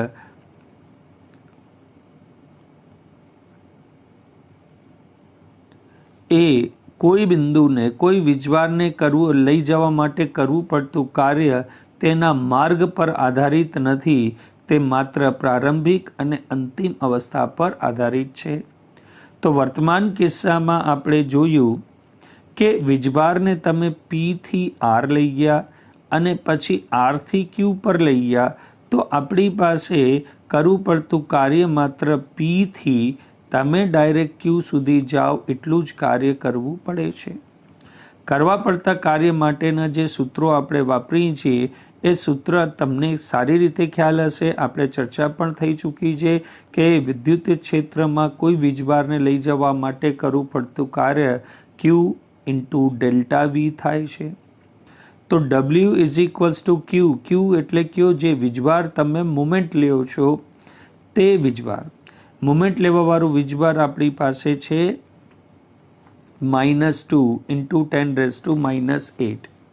ડેલ્ટા વીનો મતલબ થશે VF માઇનસ VI. VF એટલે ફાઇનલ અને I એટલે ઇનિશિયલ. તો ફાઇનલ તમે ક્યાં પહોંચ્યા છો? Q ઉપર. અને ચાલ્યા ક્યાંથી છો તમે? P થી. તો P થી Q સુધીનો વિદ્યુત સ્થિતિમાનનો જે ફેરફાર છે તેને જ આપણે ચર્ચા કરશું. અને વિદ્યુત સ્થિતિમાનનું સૂત્ર શું થાય છે? KQ/R. તો VQ આપણું અંતિમ લોકેશન છે અને VP આપણું પ્રારંભિક લોકેશન છે. અહીંયા R વિશે કોઈ ચર્ચા કરવાની જરૂર નથી. કેમ કે વિદ્યુત ક્ષેત્રમાં કરવું પડતું કાર્ય માત્ર પ્રારંભિક અને અંતિમ અવસ્થા પર નિર્ભર છે. આ જો વીજભારને વાયા તમે ગમે ત્યાંથી લઈ ગયા હો અને આ બિંદુ ઉપર આવો તો કરવું પડતું કાર્ય માત્ર ને માત્ર પ્રારંભિક અને અંતિમ અવસ્થા પર નિર્ભર કરે છે. જેથી ઘણી વખત આપણે ચર્ચા કરી હશે કે કરવું પડતું કાર્ય એ માત્ર પ્રારંભિક અને અંતિમ અવસ્થા પર કેમ નિર્ભર કરે છે? તો આપણે જવાબ આપીએ છીએ કે વિદ્યુતીય ક્ષેત્ર જે હોય છે તે સંરક્ષિત ક્ષેત્ર છે, જેના કારણે માત્ર પ્રારંભિક અને અંતિમ અવસ્થા પર જ લેવામાં આવે છે. તો આપણે પ્રશ્નને આગળ વધારીએ તો આપણી પાસે જે સૂત્ર બને છે W is equals two Q0 VQ minus, A just હમણાં આપણે ચર્ચા કરી હતી તે પ્રમાણે W is equals two Q into delta V. તો W is equals two Q into VF final position minus VI. Final position તમારી Q છે અને ઇનિશિયલ પોઝિશન તમારી P છે. તો VQનું સૂત્ર, Vનું સૂત્ર KQ/R1 P માટે, એ જ પ્રમાણે Q માટે આ સૂત્ર થશે. તમે KQ કોમન લઈ લેશો અને બાકીની વેલ્યુ જો આ મૂકી મેથેમેટિકલી કેલ્ક્યુલેશન કરી અને જવાબ લાવી શકો છો. અહીંયા ખાસ વિશેષ નોંધ લેવાની વસ્તુ છે કે જે વીજભારને તમે મુમેન્ટ આપો છો તે Q0 છે અને V0 ને તમે કેને મુમેન્ટ આપો છો? એ મુમેન્ટ જે આપો છો એ -2 ઇન્ટુ 10⁻⁸ કુલમ વીજભારને આપો છો. અને વિદ્યુત ક્ષેત્ર કેને કારણે બને છે? તો વિદ્યુત ક્ષેત્ર Qના કારણે બને છે 8 MC 8 ઇન્ટુ 10⁻³ કુલમ. દરેકની વેલ્યુ રાખી કેલ્ક્યુલેશન કરશો તો આપણી પાસે જવાબ આવી જશે. અને R અહીંયા નીચે લખ્યું છે કે R બિંદુને જવાબ સાથે કોઈ સંબંધ નથી, એની જગ્યાએ તમે લખી શકો છો, ઉપર પેરેગ્રાફમાં લખી શકો છો કે વિદ્યુત ક્ષેત્ર સંરક્ષિત ક્ષેત્ર હોવાથી કરવું પડતું કાર્ય માત્ર પ્રારંભિક અને અંતિમ અવસ્થા પર નિર્ભર કરે છે.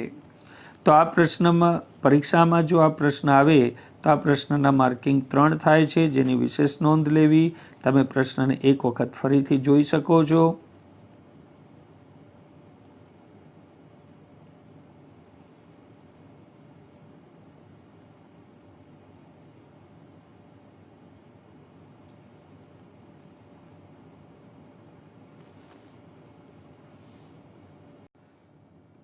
પ્રશ્ન નંબર 2.13 જેનામાં તમારી પાસે બી બાજુવાળા એક ઘનના દરેક શિરોબિંદુ ઉપર ક્યુ વીજભાર મૂક્યો છે. તો આપણી પાસે એક સમઘન જેના દરેક શિરોબિંદુ ઉપર ક્યુ વીજભાર મૂકવામાં આવ્યો છે.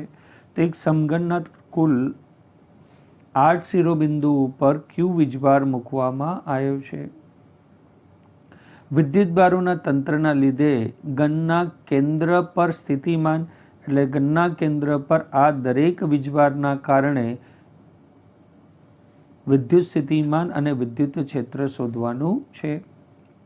તો આપણે તંત્રમાં કુલ કેટલા વીજભારો છે? 8 વીજભારો છે અને 8 વીજભારના કારણે ઓ બિંદુ પર બનતું વિદ્યુત સ્થિતિમાન. આપને 10મા ધોરણમાં ભણ્યું હશે કે સમઘનના વિકિરણની લંબાઈ જે હોય છે, સમઘનના વિકિરણની લંબાઈ જે હોય છે એ લંબાઈ √3 થાય છે. √3b બી સમઘનની બાજુની લંબાઈ છે, તેથી √3b થાય છે. તો આખા સમઘનની લંબાઈ √3b છે. તો તેના મધ્ય બિંદુથી તેનું અંતર કેટલું થઈ જશે? √3b/2. તેના પરથી કહી શકાય કે સમઘનના કેન્દ્ર O પર એક વીજભાર મૂક્યો છે. એ વીજભારથી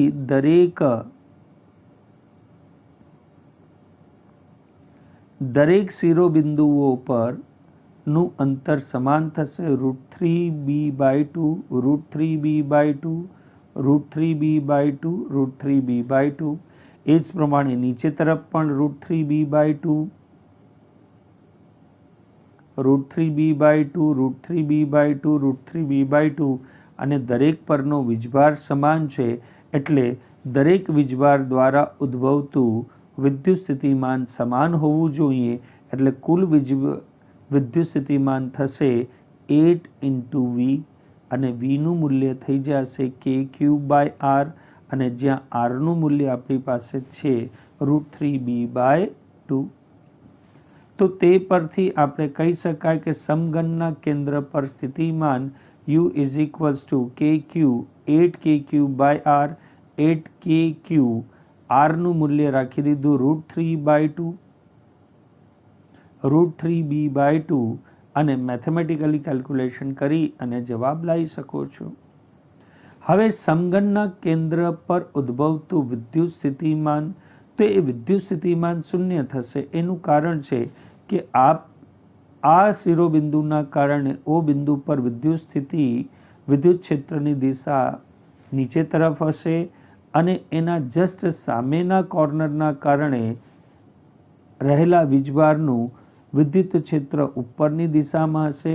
બંને વીજભારોના મૂલ્ય સમાન છે. બંને વીજભારનું બિંદુ O થી અંતર સમાન છે. એટલે બબ્બેની પેરમાં વિદ્યુત ક્ષેત્ર ખતમ થતું જશે. આ Q અને આ Q વીજભારનું મૂલ્ય સમાપ્ત થઈ જશે. એ જ પ્રમાણે પરસ્પર વિરુદ્ધ દિશામાં રહેલા વીજભારો એકબીજાના વિદ્યુત ક્ષેત્રને નાબૂદ કરતા જશે અને પરિણામ સ્વરૂપ બિંદુ O પર કોઈ પણ પ્રકારનું વિદ્યુત ક્ષેત્ર નહીં હોય. એટલે દરેક વીજભારો એકબીજાના મૂલ્ય સમાપ્ત કરશે. ફરીથી જોઈએ, આમે સામેના આ બંને વીજભારો O પર વિદ્યુત ક્ષેત્ર શૂન્ય કરશે. આ બંને વીજભાર O પર વિદ્યુત ક્ષેત્ર શૂન્ય કરશે. આ બંને વીજભાર પણ O પર બનતું વિદ્યુત ક્ષેત્ર શૂન્ય કરશે અને આ બંને વીજભારો પણ O પર બનતા વિદ્યુત ક્ષેત્રને શૂન્ય કરશે. એટલે ટોટલ 4 પેયર, જેમાં દરેક પેયરમાં બબ્બે વીજભાર છે, એ એકબીજાના વિદ્યુત ક્ષેત્રને સમાપ્ત કરશે. તેથી તમે કહી શકો છો કે કેન્દ્ર પાસે સામસામેના વિદ્યુત ભારોના જોડકા લીધે ઉદ્ભવતું વિદ્યુત ક્ષેત્ર પરસ્પર વિરુદ્ધ દિશામાં અને સમાન મૂલ્યના હોવાથી પરિણામી વિદ્યુત ક્ષેત્ર શૂન્ય થાય છે. તો સમઘનના કેન્દ્ર પર ઉદ્ભવતું વિદ્યુત ક્ષેત્ર શૂન્ય થશે અને સમઘનના કેન્દ્ર પર વિદ્યુત સ્થિતિમાનનું મૂલ્ય 4q/√3 પાય એપ્સિલોન 0b, જ્યાં કેનું મૂલ્ય મૂક્યું છે અને કેનું મૂલ્ય ન મૂકીએ તો આપણે આને પણ ફાઇનલ જવાબ કહી શકીએ.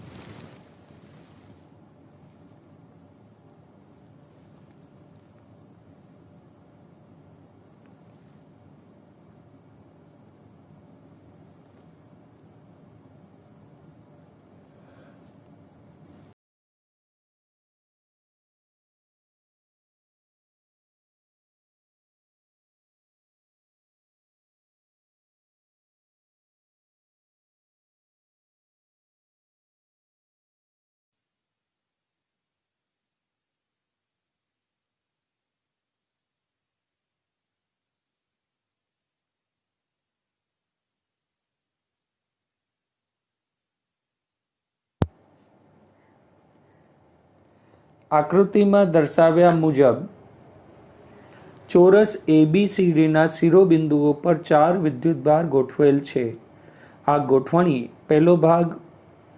આ ગોઠવણી પ્રાપ્ત કરવા માટે જરૂરી કાર્ય શોધો. એટલે આપણે એક ચોરસ બિંદુ, એક ચોરસ લીધું, જેના દરેક શિરોબિંદુઓ પર એક પછી એક વિદ્યુતભાર મૂકવામાં આવશે. તો ટોટલ કેટલું કાર્ય કરવું પડશે તે આપણે શોધવાનું છે. બિંદુ A પર તમે અનંતથી એક પ્લસ વીજભાર લાયા, પ્લસ Q. તો અત્યારના તંત્ર પર કોઈ વીજભાર ન હોવાને કારણે પ્લસ Q વીજભારને જ્યારે અનંતથી અહીંયા સુધી લાવશો તો કરવું પડતું કાર્ય શૂન્ય થશે. એટલે પહેલા ભાગમાં કે ચોરસના કોઈ વિદ્યુતભાર ન હોય ત્યારે પ્લસ Q વીજભારને એ બિંદુ પર લાવવા માટે કરવું પડતું કાર્ય W1 બરાબર 0 થશે. હવે જ્યારે આપણે અનંતથી માઇનસ Q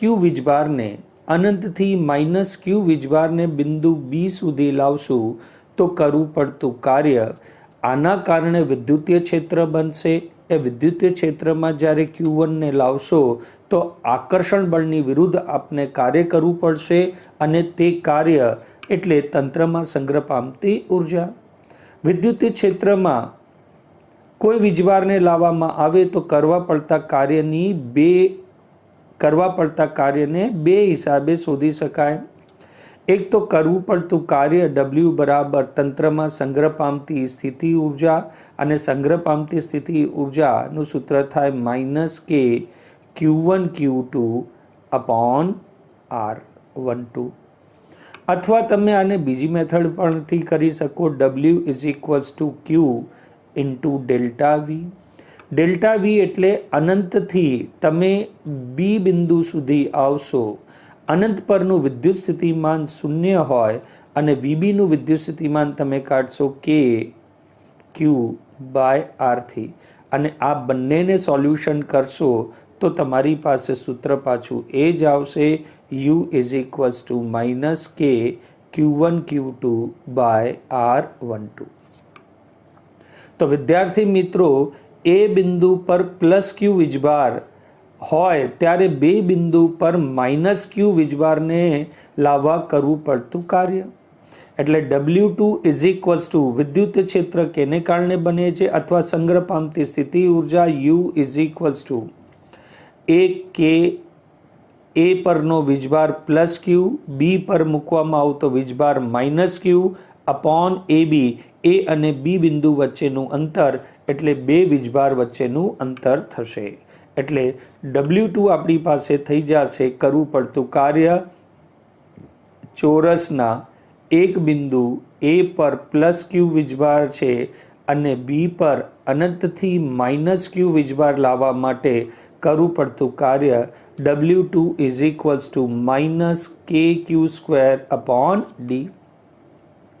હવે વિદ્યાર્થી મિત્રો, આપણે આપણા તંત્રમાં કુલ બે વીજભાર તો ઓલરેડી આવી ચૂકેલા છે. A પરનો વીજભાર છે +Q અને B પરનો વીજભાર છે -Q. ત્યારે C બિંદુ ઉપર અનંતથી તમે એક વીજભાર જેનું મૂલ્ય છે +Q લાવશો તો તેને આ તંત્રમાં બે વડે કાર્ય થશે. +Q દ્વારા પણ થશે અને માઇનસ ક્યુ દ્વારા પણ થશે.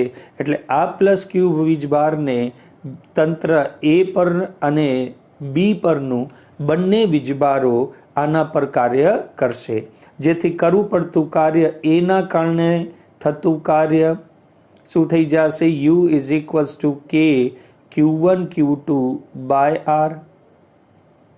Q1 પ્લસ ક્યુ અને Q3 સી વાળું પણ પ્લસ છે એટલે KQ સ્ક્વેર બાય એસી.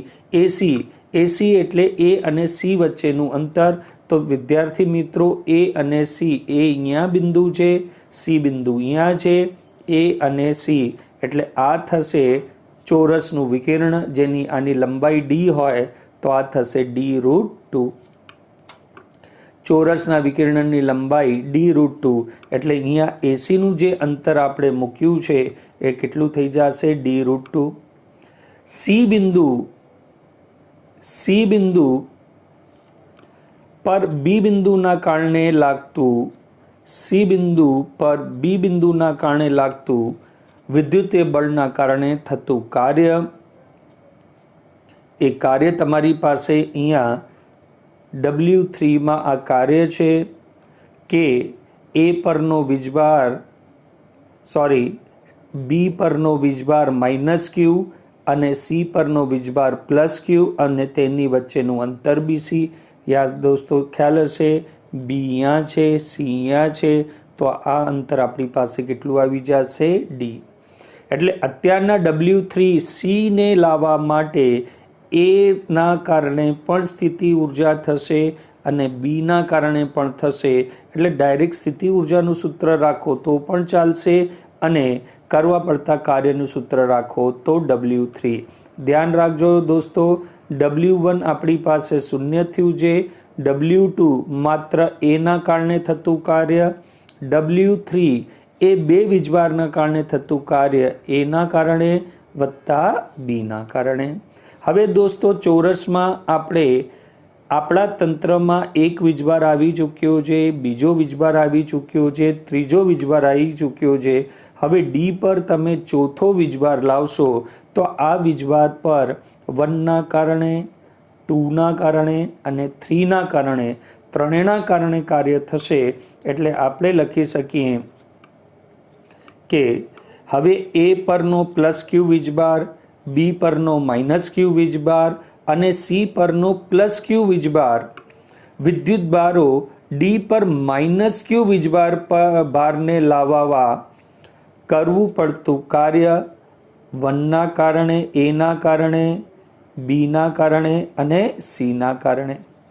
તો ધ્યાનથી જો એ પરનો વીજભાર પ્લસ ક્યુ અને ડી પરનો માઇનસ ક્યુ, એડી વચ્ચેનું અંતર તો તમને સારી રીતે ખ્યાલ છે, એ બિંદુ, બી બિંદુ, સી બિંદુ અને ડી બિંદુ. તો એડી અંતર તમારી પાસે થશે ડી. પછી બીના કારણે તો બી પરનો વીજભાર માઇનસ ક્યુ, ડી પરનો વીજભાર માઇનસ ક્યુ અને બે વચ્ચેનું અંતર બીડી વિકર્ણ, જેની લંબાઈ છે આપણી પાસે d√2. હવે કાર્ય થશે સીના કારણે, સી પરનો વીજભાર પ્લસ ક્યુ, ડી પરનો વીજભાર માઇનસ ક્યુ, બંનેની વચ્ચેનું અંતર એટલે સીડી અને સીડીનું મૂલ્ય આપણી પાસે છે ડી. મેથેમેટિકલી કેલ્ક્યુલેશન પછી કરશું. આપણી પાસે સમીકરણ નંબર 4. તો થતું કુલ કાર્ય આપણી પાસે કેટલું થશે? થતું કુલ કાર્ય W is equals two W1 વત્તા W2, W1 શૂન્ય, W2 બી ને લાવવા માટે કરવું પડતું કાર્ય, W3 સી ને લાવવા માટે કરવું પડતું કાર્ય અને W4 એટલે ડી ને લાવવા માટે કરવું પડતું કાર્ય. બધાની મેથેમેટિકલી વેલ્યુ આપણે મૂકી દીધી છે સમીકરણ નંબર 1, 2, 3 અને 4 થી. મેથેમેટિકલી કોમન લઈને કેલ્ક્યુલેશન્સ કરશું તો આપણી પાસે જવાબ આવશે કે તંત્રને બનાવવા માટે કરવું પડતું કાર્ય W is equals to minus q square upon 4πε0 into d. D એટલે ચોરસના બાજુની લંબાઈ ઇન્ટુ બ્રેકેટ 4 માઇનસ √2. આમ કરવું પડતું કાર્ય માત્ર વિદ્યુત ભારોની અંતિમ ગોઠવણી પર આધાર રાખે છે. કેમ કે વિદ્યુતીય ક્ષેત્ર સંરક્ષિત ક્ષેત્ર કહેવાય અને સંરક્ષિત ક્ષેત્ર માર્ગ પર આધારિત નથી હોતું. તે માત્ર ને માત્ર પ્રારંભિક અને અંતિમ અવસ્થા પર નિર્ભર રહે છે. જેને કારણે આપણે આ વાક્ય લખી શકીએ કે કરવું પડતું કાર્ય વિદ્યુત ભારોની અંતિમ ગોઠવણી પર આધાર રાખે છે. વિદ્યાર્થી મિત્રો, અહીંયા માત્ર એક જ કોન્સેપ્ટ ઉપર કાર્ય થયું છે. આપણે સ્ક્રીનને ફરીથી સ્ક્રોલ કરી અને આપ નોટ ડાઉન કરી શકો છો કે ગોઠવણીમાં પ્રાપ્ત જરૂરી કાર્ય જ્યારે ચારેય વિદ્યુતભારને ગોઠવી છે તો એ માટે કરવું પડતું કાર્ય 0, બી માટે કરવું પડતું કાર્ય માત્ર એના દ્વારા થશે, સી પર જ્યારે વીજભારને ગોઠવશો ત્યારે એ અને બીના વિદ્યુતભારોના કારણે થશે કાર્ય, એટલે આના કાર્યમાં 2 પદ આવશે. અને ડી પર જ્યારે વીજભારને ગોઠવશો તો તેનામાં એના કારણે, બીના કારણે અને સીના વિદ્યુતભારોના કારણે કાર્ય કરવું પડશે. એટલે એના કારણે થતું કાર્ય, બીના કારણે થતું કાર્ય અને સીના કારણે થતું કાર્ય આવશે. કુલ કાર્ય શોધવા માટે ચારે કાર્ય W1, W2, W3 અને W4 થશે અને તેના મૂલ્ય મૂકી મેથેમેટિકલી કોમન લઈને કેલ્ક્યુલેશન્સ કરશું તો આપણા માટે તંત્ર પર થતું કાર્ય, તંત્રને બનાવવા માટે થતું કાર્ય, વીજભારને ગોઠવવા માટે થતું કાર્ય ગમે તે કહી શકો, અથવા તંત્રની સંગ્રહ પામતી સ્થિતિ ઉર્જા પણ પૂછે તો પણ તે એ જ થશે. જો કાર્ય ન પૂછે, એની જગ્યાએ પૂછે કે તંત્રમાં સંગ્રહ પામતી સ્થિતિ ઉર્જા કેટલી થશે તો પણ જવાબ બંને એ જ થશે. કેમ કે સંગ્રહ પામતી સ્થિતિ ઉર્જા બરાબર કરવું પડતું કાર્ય. જેમ કે તમે 11thમાં ભણ્યા હતા કે સ્પ્રિંગને ખેંચવા માટે કરવું પડતું કાર્ય અથવા સંગ્રહ પામતી ઉર્જા બંને સમાન હોય છે. કેટલી હોય છે યાદ હશે આપને, ½ of kx². તો તે જ પ્રમાણે કરવું પડતું કાર્ય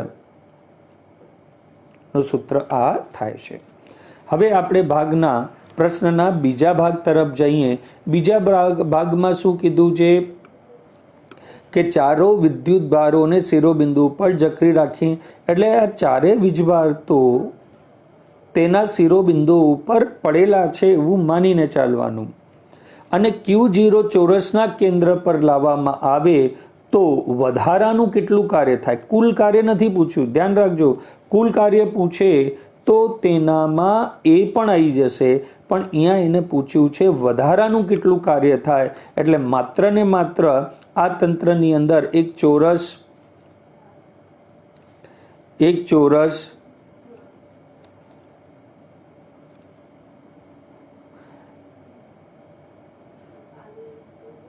જેના શિરોબિંદુઓ પર 4 વીજભાર તો મૂકેલા જ છે, A B C D. A plus છે, B માઇનસ છે, C પ્લસ છે અને D માઇનસ છે. એ પરિસ્થિતિમાં તમને અનંતથી એક વીજભાર લાવવાનો છે Q0, જેને ચોરસના શિરોબિંદુઓ પર ગોઠવાનું છે. તો માત્ર આ વીજભારને અહીંયા સુધી લાવવા માટે વધારાનું કાર્ય કેટલું થશે એ આપણે શોધવાનું છે. તો એના માટે આપણે બી પાર્ટ પર જઈશું. બી પાર્ટમાં આપણે ખ્યાલ છે કે જ્યારે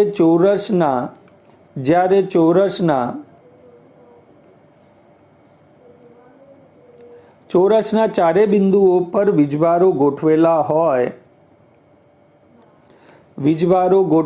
હોય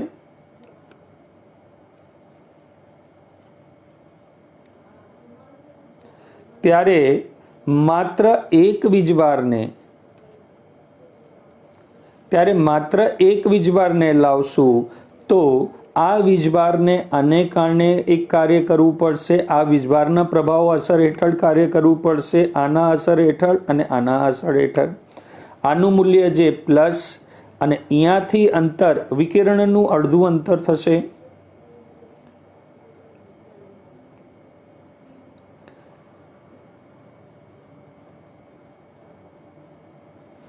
આના માટે આપણે વિકિરણ લઈએ. વિકિરણનું અંતર થાય D√2. હવે મધ્યબિંદુથી અંતર એનું અડધું થશે કેન્સલ થશે એટલે આ અંતર થઈ જશે તમારી પાસે ચોરસ માટે d/√2। અહીંયા વીજભાર છે તમારી પાસે Q0, અહીંયા વીજભાર છે Q, તો કરવું પડતું કાર્ય W = K Q0 અપોન અંતર d/√2। આ પ્રમાણે પણ થાય। પણ દોસ્તો અહીંયા જે મેથડ બતાવી છે એનામાં પહેલે વિદ્યુત સ્થિતિમાન ગોઠવ્યું છે V = KQ/R। બંને મેથડ સાચી છે, બંને મેથડ વાપરી શકો। V = KQ/R। તો જે હમણાં આપણે જોયું એ પ્રમાણે ચોરસના શિરોબિંદુઓ પર 4 વીજભાર। હવે આ વીજભારના પ્રથમ વીજભારના કારણે આ બિંદુ પર ઉદ્ભવતું વિદ્યુત સ્થિતિમાન, આનો વીજભાર Q છે તો KQ અપોન આ અંતર કેટલું છે d/√2। આના પર વીજભાર છે -Q, તો આને કારણે થતું વિદ્યુત સ્થિતિમાન K -Q અપોન અંતર d/√2। આના કારણે C બિંદુના કારણે થતું વિદ્યુત સ્થિતિમાન K +Q, કેમ કે આ વીજભાર +Q છે, અંતર તો એ જ થશે d/√2। હવે D બિંદુ પર વીજભાર છે -Q, તો K -Q અને આ અંતર પણ કેટલું થશે d/√2। તો બિંદુ O વિકિરણના છેદન બિંદુ પર ઉદ્ભવતું વિદ્યુત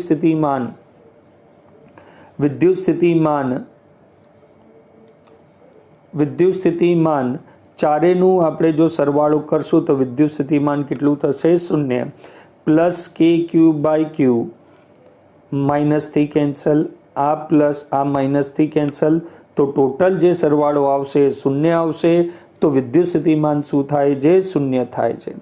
તો Q વીજભારને અથવા Q0 વીજભારને E બિંદુ પર લાવવા માટે કરવું પડતું E બિંદુ અથવા O બિંદુ પર લાવવા માટે કરવું પડતું કાર્ય તમને ખ્યાલ છે W = Q × ΔV એટલે VO અથવા VE તમે જે પણ કહો -V∞। V∞ તમારા માટે શું હોય 0 હોય એટલે એ થઈ જશે 0।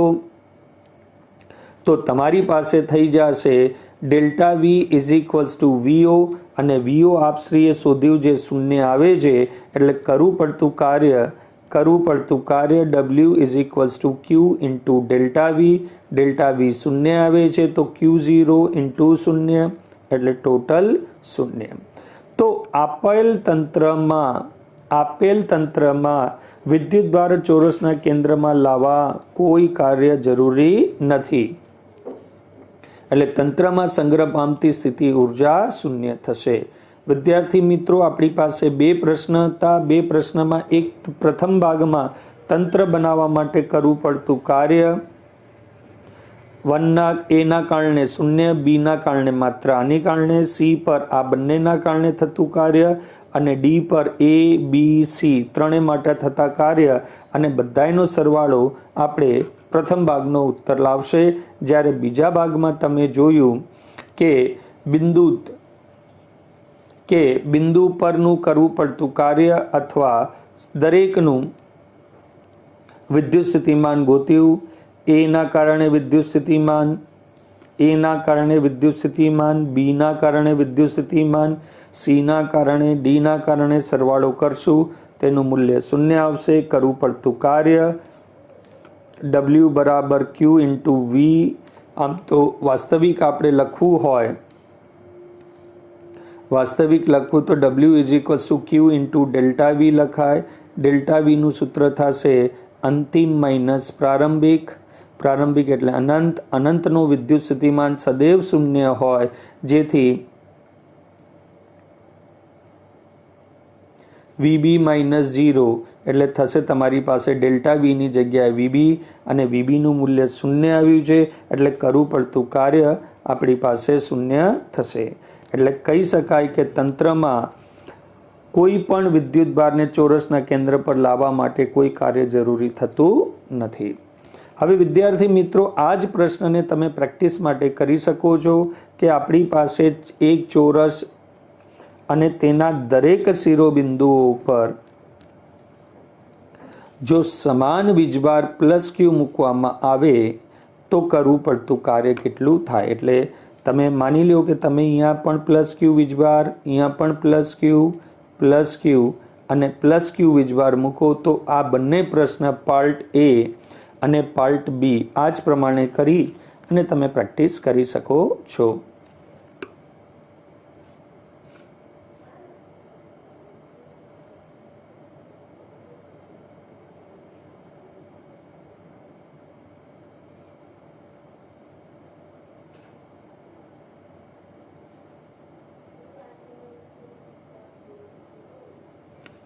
પ્રશ્ન નંબર 2.5 જેની અંદર આપણે યામ પદ્ધતિના બે બિંદુ આપ્યા છે -9 સેન્ટીમીટર, 0,0 9 સેન્ટીમીટર, 0,0 -9 સેન્ટીમીટર ઉપર તમે વીજભાર મૂક્યો છે 7 મ્યુસી અને 9 સેન્ટીમીટર પર તમે વીજભાર મૂક્યો છે -2 મ્યુસી. બે વીજભારોના કારણે જેની સ્થિતિ તમને ચોક્કસ રૂપે આપી છે -9 અને +9 સેન્ટીમીટર ઉપર જે બંને વીજભારો મૂકવામાં આવ્યા છે તેને કારણે બાહ્ય ક્ષેત્રની ગેરહાજરીમાં વિદ્યુત સ્થિતિ ઉર્જા આપને ગણવાની છે. જેમ સામાન્ય રૂપે તમને ખ્યાલ છે કે સ્થિતિ ઉર્જા U = K Q1 Q2 / R થાય છે. તો K ની વેલ્યુ તો આપને ખ્યાલ છે, Q1 તમને આપ્યું છે 7 મ્યુસી, Q2 તમને આપ્યું છે -2 મ્યુસી, જેને આપ ફેરવી શકો છો, અને R એટલે બે બિંદુ વચ્ચેનું, બે વીજભાર વચ્ચેનું અંતર. તો આપણે સારી રીતે ખ્યાલ છે કે જો આપણે x અક્ષ લઈએ આવી રીતે, x અક્ષ ઉપર ઉદ્ગમ બિંદુથી 9 સેન્ટીમીટરના અંતર પર એક વીજભાર મૂક્યો છે અને બીજા 9 સેન્ટીમીટર ઉપર બીજો વીજભાર છે. ઓબ્વિયસલી તમે કહેશો કે સાહેબ એક માઇનસ છે તો માઇનસ લોકેશન બતાવે છે, -9 અહીંયા છે, +9 અહીંયા છે, તો 9 + 9 એટલે આ બંને વચ્ચે વીજભાર વચ્ચેનું અંતર થઈ જશે 18 સેન્ટીમીટર.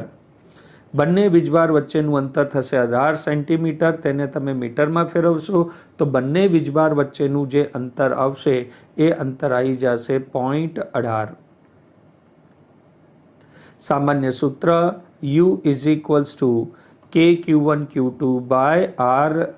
K ની વેલ્યુ તમને ખ્યાલ છે 9 × 10⁹, Q1 ની વેલ્યુ આપી છે 7 મ્યુસી, Q2 ની વેલ્યુ આપી છે -2 મ્યુસી. આ બંને વેલ્યુને આ સ્થાન ઉપર મૂક્યા, બંને વચ્ચેનું અંતર R બરાબર 0.18 મૂકવામાં આવે.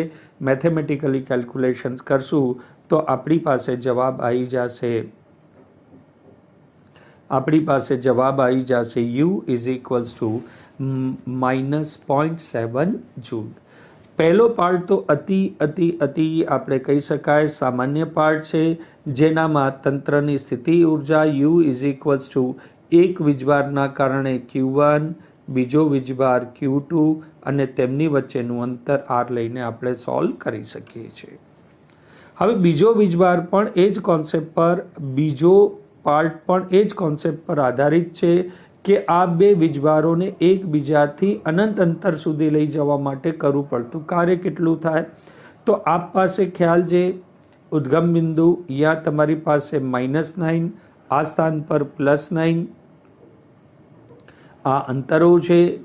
અહીંયા તમે વીજભાર મૂક્યો છે -9 સેન્ટીમીટર ઉપર વીજભાર મૂક્યો છે 7 મ્યુસી અને +9 પર મૂક્યો છે -2 મ્યુસી. આ વીજભારને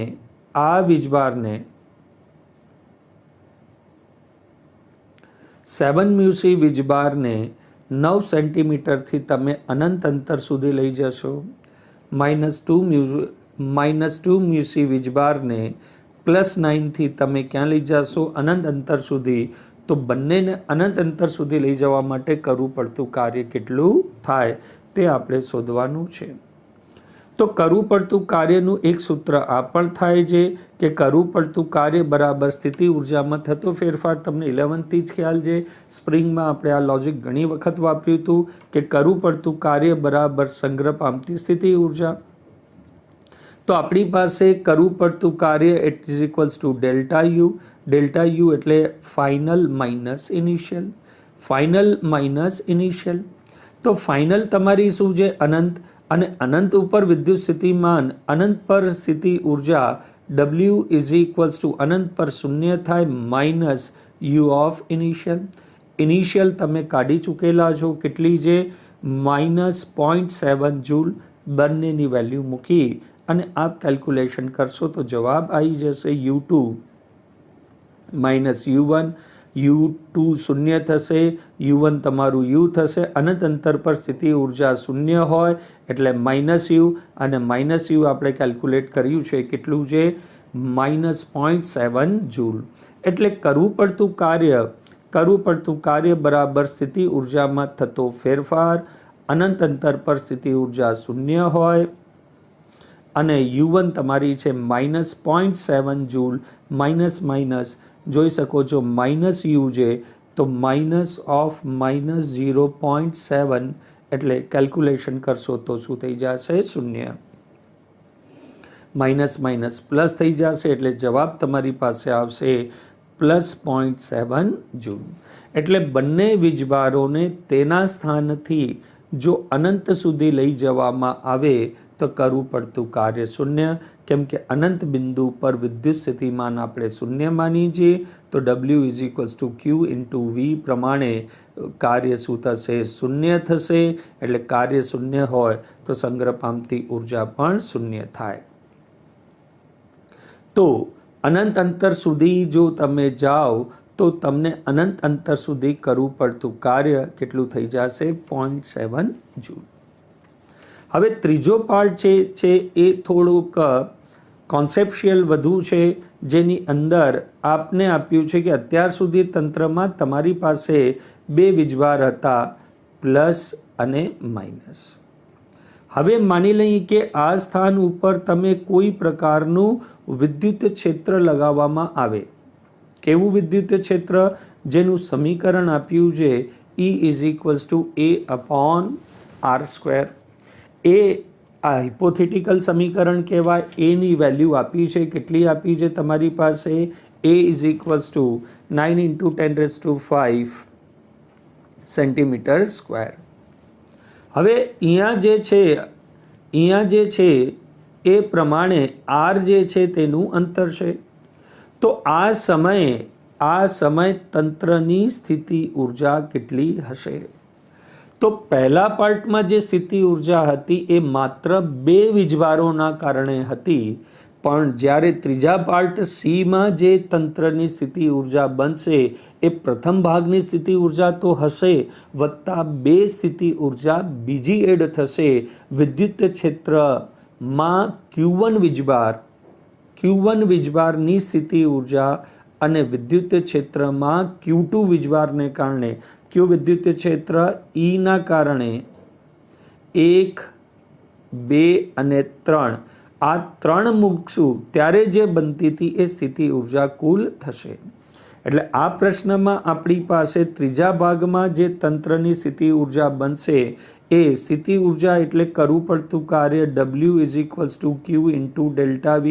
અનંત પર ડેલ્ટા V અનંત પર વિદ્યુત સ્થિતિમાન શૂન્ય હોય એટલે સામાન્ય રૂપે આ સૂત્ર આપણે વાપરીએ છીએ, W is equals two Q into V. તો પ્રથમ વીજભારના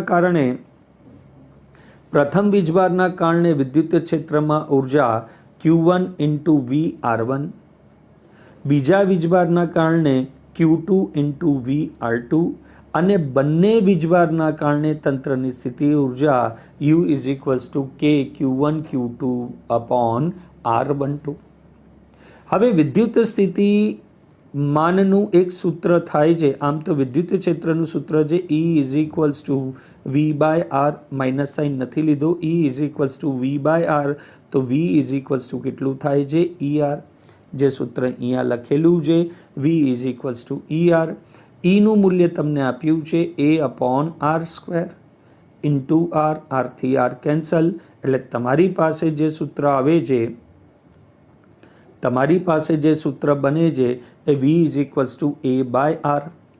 તો તે પરથી લખી શકાય, આ સૂત્રને આપણે મોડિફાઈ કરીએ કે Q1 V R1ની જગ્યાએ તમે શું લખી શકો છો? A upon R1. આની જગ્યાએ તમે લખી શકશો Q2 A અપોન R2. એટલે ટોટલ આપણી પાસે જે નવું સૂત્ર બનશે એ નવા સૂત્રમાં ડાયરેક્ટ વેલ્યુ મૂકી છે આપણે Q1, આ સૂત્રનું સેજ તમે Q1ની મૂલ્ય, Vની જગ્યાએ શું આવશે? Vની જગ્યાએ આવશે A બાય આરનું મૂલ્ય, Q2નું મૂલ્ય, V2ની જગ્યાએ A બાય R2નું મૂલ્ય, અને આ તો કેલ્ક્યુલેશન આપણે ઉપર કરી ચૂક્યા છીએ, -0.7 જૂલ. તો આ પ્રમાણે દોસ્તો આપણે દરેક વેલ્યુ મૂકી કેલ્ક્યુલેશન કરી અને આપણે જવાબ શોધી શકીએ છીએ કે આપણી પાસે જવાબ આવશે U બરાબર 49.3 જૂલ. એટલે કહેવામાં આવે તો જે ત્રીજો પાર્ટ છે એનામાં એક વધારાનું કોન્સેપ્ટ લાગે છે. પહેલા પાર્ટમાં તો માત્ર સ્થિતિ ઉર્જા, બીજા પાર્ટમાં અનંતથી તે બિંદુ સુધી આવવા માટે કરવું પડતું કાર્ય, અથવા તે બિંદુથી અનંત સુધી જવા માટે અનંતથી અંદર આવો તો માઇનસ કાર્ય થશે, અને અંદરના બિંદુથી અનંત સુધી જશો તો તે કાર્ય પ્લસ થશે, જે બીજા પાર્ટમાં આવે છે. ત્રીજા પાર્ટમાં જે છે એ કોન્સેપ્શિયલ પ્રશ્ન વધુ છે કે વિદ્યુત ક્ષેત્ર ચાલુ થઈ જાય તો વિદ્યુત ક્ષેત્રમાં એક ભારની સ્થિતિ ઉર્જા, વિદ્યુત ક્ષેત્રમાં બીજી વિદ્યુત ભારના કારણે સ્થિતિ ઉર્જા, વત્તા આ બંને વીજભારના કારણે બનતા તંત્રની સ્થિતિ ઉર્જા, એટલે કુલ 3 પ્રકારની સ્થિતિ ઉર્જાનો સરવાળો થશે. એ સરવાળો આપણે અહીંયા લખ્યો છે. પહેલો વીજભાર વિદ્યુત ક્ષેત્રના કારણે ઉર્જા, બીજો વીજભાર વિદ્યુત ક્ષેત્રના કારણે ઉર્જા, અને બંને વીજભારના કારણે બનતી તંત્રની સ્થિતિ ઉર્જા, એમ કુલ 3નો સરવાળો કરવામાં આવ્યો છે. તો આપ શ્રી જોઈ શકો છો ત્રીજો પાર્ટ અતિ આઈએમપી થાય છે, કેમ કે પહેલો અને ત્રીજો પાર્ટ, અથવા માત્ર સીધો ત્રીજો પાર્ટ પણ પૂછી શકે છે પરીક્ષામાં 3 માર્કનો.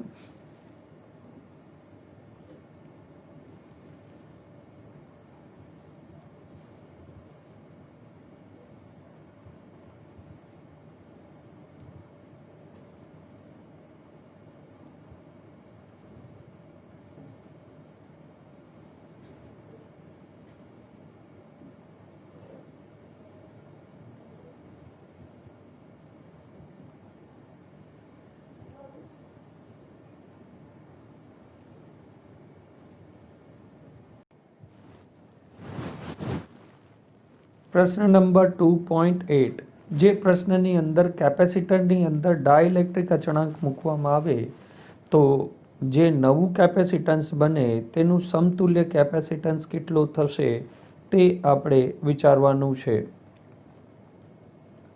તો હવે આપણે જોઈએ કે કેપેસિટર જે હોય એનું કેપેસિટન્સ થાય C is equals to ε0 A upon D, જ્યાં D બે પ્લેટ વચ્ચેનું અંતર છે અને A કેપેસિટરના પ્લેટનું ક્ષેત્રફળ છે. તો અહીંયા આપણી પાસે પ્રશ્નમાં એવું આપ્યું છે કે કેપેસિટરની જો બે પ્લેટની વચ્ચે કોઈ ડાઇલેક્ટ્રિક અચળાંક મૂકી દેવામાં આવે જેનું મૂલ્ય K હોય તો C' ઇઝ ઇક્વલ્સ ટુ કેટલું થાય છે? KC. પણ આ પ્રશ્નમાં કેપેસિટરની પ્લેટની વચ્ચે સંપૂર્ણ રૂપે ડાઇલેક્ટ્રિક અચળાંક K મૂકવામાં આવતું નથી. એની જગ્યાએ પાર્ટલી અર્થાત થોડાક જ ભાગમાં ડાઇલેક્ટ્રિક અચળાંક મૂકવામાં આવે છે. પ્રશ્નમાં જો ડાઇલેક્ટ્રિક અચળાંક જેનું મૂલ્ય K છે ધરાવતા દ્રવ્યનું એક બ્લોક ક્ષેત્રફળ સમાંતર પ્લેટ કેપેસિટરની પ્લેટ જેટલું જ છે, એટલે એનું ક્ષેત્રફળ જો કેપેસિટરની પ્લેટનું ક્ષેત્રફળ A હોય તો તમે જે બ્લોક મૂકશો એનું પણ ક્ષેત્રફળ A જ હશે. આ પ્રમાણે એટલે કેપેસિટરની પ્લેટનું ક્ષેત્રફળ અને બ્લોકનું ક્ષેત્રફળ શું છે? સમાન છે. પણ એની જે જાડાઈ છે એ કેપેસિટરના પ્લેટ જેટલી નથી, પરંતુ તેની જાડાઈ 3/4d છે. એટલે જો કેપેસિટરના બે પ્લેટ વચ્ચેનું અંતર d હોય તો એમની વચ્ચે મૂકવામાં આવતું જે ડાઇલેક્ટ્રિક અચળાંકનું બ્લોક છે તેની થિકનેસ એટલે જાડાઈ કેટલી થઈ જશે? 3/4d. કેટલી થઈ જશે? 3/4d. જ્યાં d બે પ્લેટ વચ્ચેનું અંતર છે જે આપણે પહેલેથી ખ્યાલ છે. જ્યારે આ પ્લેટોની વચ્ચે દાખલ કરવામાં આવે ત્યારે કેપેસિટન્સમાં કેવો ફેરફાર થાય? એટલે કેપેસિટરમાં ફેરફાર નથી શોધવાનું, કેપેસિટરનું કેપેસિટન્સ કેટલું થાય તે શોધવાનું છે. વિદ્યાર્થી મિત્રો, અહીંયા જે મેથડ છે એ મેથડ પણ આપણે સમજીશું. એની જગ્યાએ જે નીટ વગેરેની જે ફાસ્ટ મેથડ હોય છે તે સૂત્રની આપણે ચર્ચા કરશું. તો તમે વિશેષ રૂપે આ મેથડ ઉપર પણ ધ્યાન આપજો કે C' થાય છે જ્યારે કેપેસિટરની બે પ્લેટની વચ્ચે સંપૂર્ણ જગ્યામાં ડાઇલેક્ટ્રિક અચળાંક K ભરી દેવામાં આવે. પણ વર્તમાન કિસ્સામાં આપણી પાસે કેપેસિટરની સંપૂર્ણ જગ્યામાં નહીં, કેપેસિટરની બે પ્લેટ વચ્ચેનું અંતર d હોય તો સંપૂર્ણ જગ્યામાં નહીં, પરંતુ માત્ર થોડી સી જગ્યામાં, માની લઈએ કે ડાઇલેક્ટ્રિક અચળાંકની થિકનેસ t હોય એટલું મૂકવામાં આવે તો કેપેસિટર્સનું જે કેપેસિટન્સ થાય છે C epsilon0A/d. બે પ્લેટ વચ્ચેનું અંતર -t, બ્લોકની થિકનેસ પ્લસ t/k થાય છે. આ વિશેષ સૂત્ર ધ્યાન રાખજો, જેનાથી તમે સ્પીડપૂર્વક પ્રશ્ન પરીક્ષામાં કરી શકો છો અને તેનું સોલ્યુશન લઈ શકો છો. એક સોલ્યુશન તમને જે સ્ક્રીન પર આપેલું છે ઓલરેડી ટાઈપ કરેલું, એ થોડીક લોંગકટ મેથડ થાય, પણ અત્યારના આપણે શોર્ટકટ મેથડની ચર્ચા કરશું અને વેલિડ છે પરીક્ષામાં. કે જ્યારે ડાઇલેક્ટ્રિક અચળાંક સંપૂર્ણ રૂપે ન મૂકવામાં આવે, એની સ્થાન પર જ્યારે એના અમુક જાડાઈ, અમુક થિકનેસ ટીનો જ્યારે બ્લોક મૂકવામાં આવે ત્યારે નવું કેપેસિટન્સ થાય જે C' epsilon0A/d - t+t/k. હવે આપણે આનું વિધિવત સોલ્યુશન કરીએ. પહેલા સૂત્ર લખી લઈએ. આપને યાદ થઈ ગયું હશે, C' epsilon0A/d - t વત્તા t/k. હવે દરેકની વેલ્યુ મૂકી આપણે સોલ્યુશન કરશું. એપ્સિલોન 0 એ છે, ડી છે, ટી જાડાઈ આપણે કેટલી આપી છે? d/4 વત્તા ટી કેટલું આપ્યું છે આપણી પાસે? થિકનેસ કેટલી આપી છે? 3d/4 × k. હવે આ બે પદને તમે કેલ્ક્યુલેટ કરો તો એ આવી જશે d/4. એટલે આની જગ્યાએ હું ખાલી શું લખીશ? d/4 લખીશ. તો આપ પાસે જે થશે એ કેટલું થશે?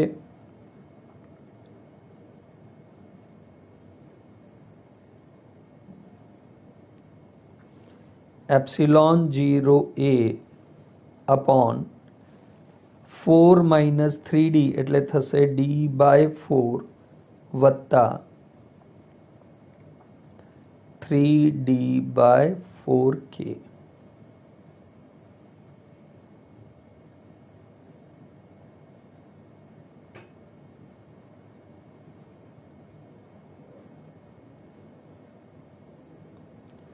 હવે આનું કેલ્ક્યુલેશન કરશું આપણે તો એ થઈ જશે epsilon0A/d/4 કોમન લઈ લો, d નીચે 4 ઉપર, અંદર બચશે 1 + 3/k.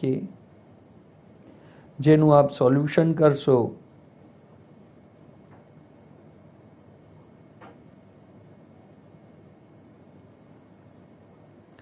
તો થઈ જશે 4 epsilon 0a upon D into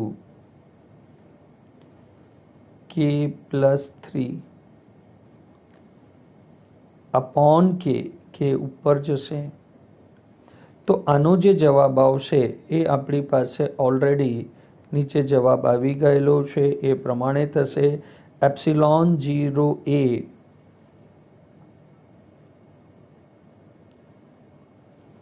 epsilon 0a into ડીની જગ્યાએ તમે શું મૂકશો સી એપ્સિલોન 0a અપોન ડીને સ્થાન ઉપર શું આવી જશે સી આવી જશે તો આપ પાસે જવાબ થઈ જશે 4 આની જગ્યાએ આવી જશે સી કે અપોન કે પ્લસ 3 એટલે તમારી પાસે જવાબ આવશે સી ઇઝ ઇક્વલ્સ ટુ 4 કે C0 જે પ્રારંભમાં આપો પ્લસ અપોન કે પ્લસ 3 તો તમારી પાસે ટોટલ જે કેપેસિટન્સ આવી જશે એ કેપેસિટન્સ થઈ જશે C dash is equals two 4k upon k plus 3 into C0 જે છે એ હવામાં કેપેસિટન્સનું મૂલ્ય તો વિદ્યાર્થી મિત્રો આ જે સ્ક્રીન પર મેથડ છે એ મેથડ પણ આપ કરી શકો છો અને એના સ્થાન ઉપર હું તમને પ્રિફર કરીશ કે તમે C dash is equals to epsilon 0a upon D minus T plus T by K મેથડથી કરશો જ્યાં ડી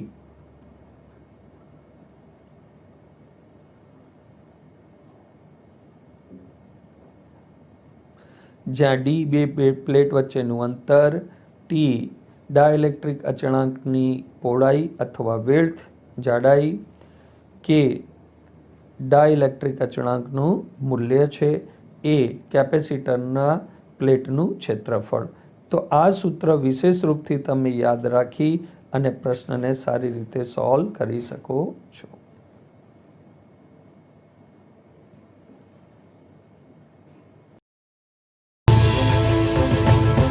अब कीजिए फिजिक्स का डर खत्म फिजिक्स को याद करें मिनटों बड़े से बड़े न्यूमेरिकल सॉल्व कीजिए 1 मिनट में यहां मिलेगा बोर्ड नीट और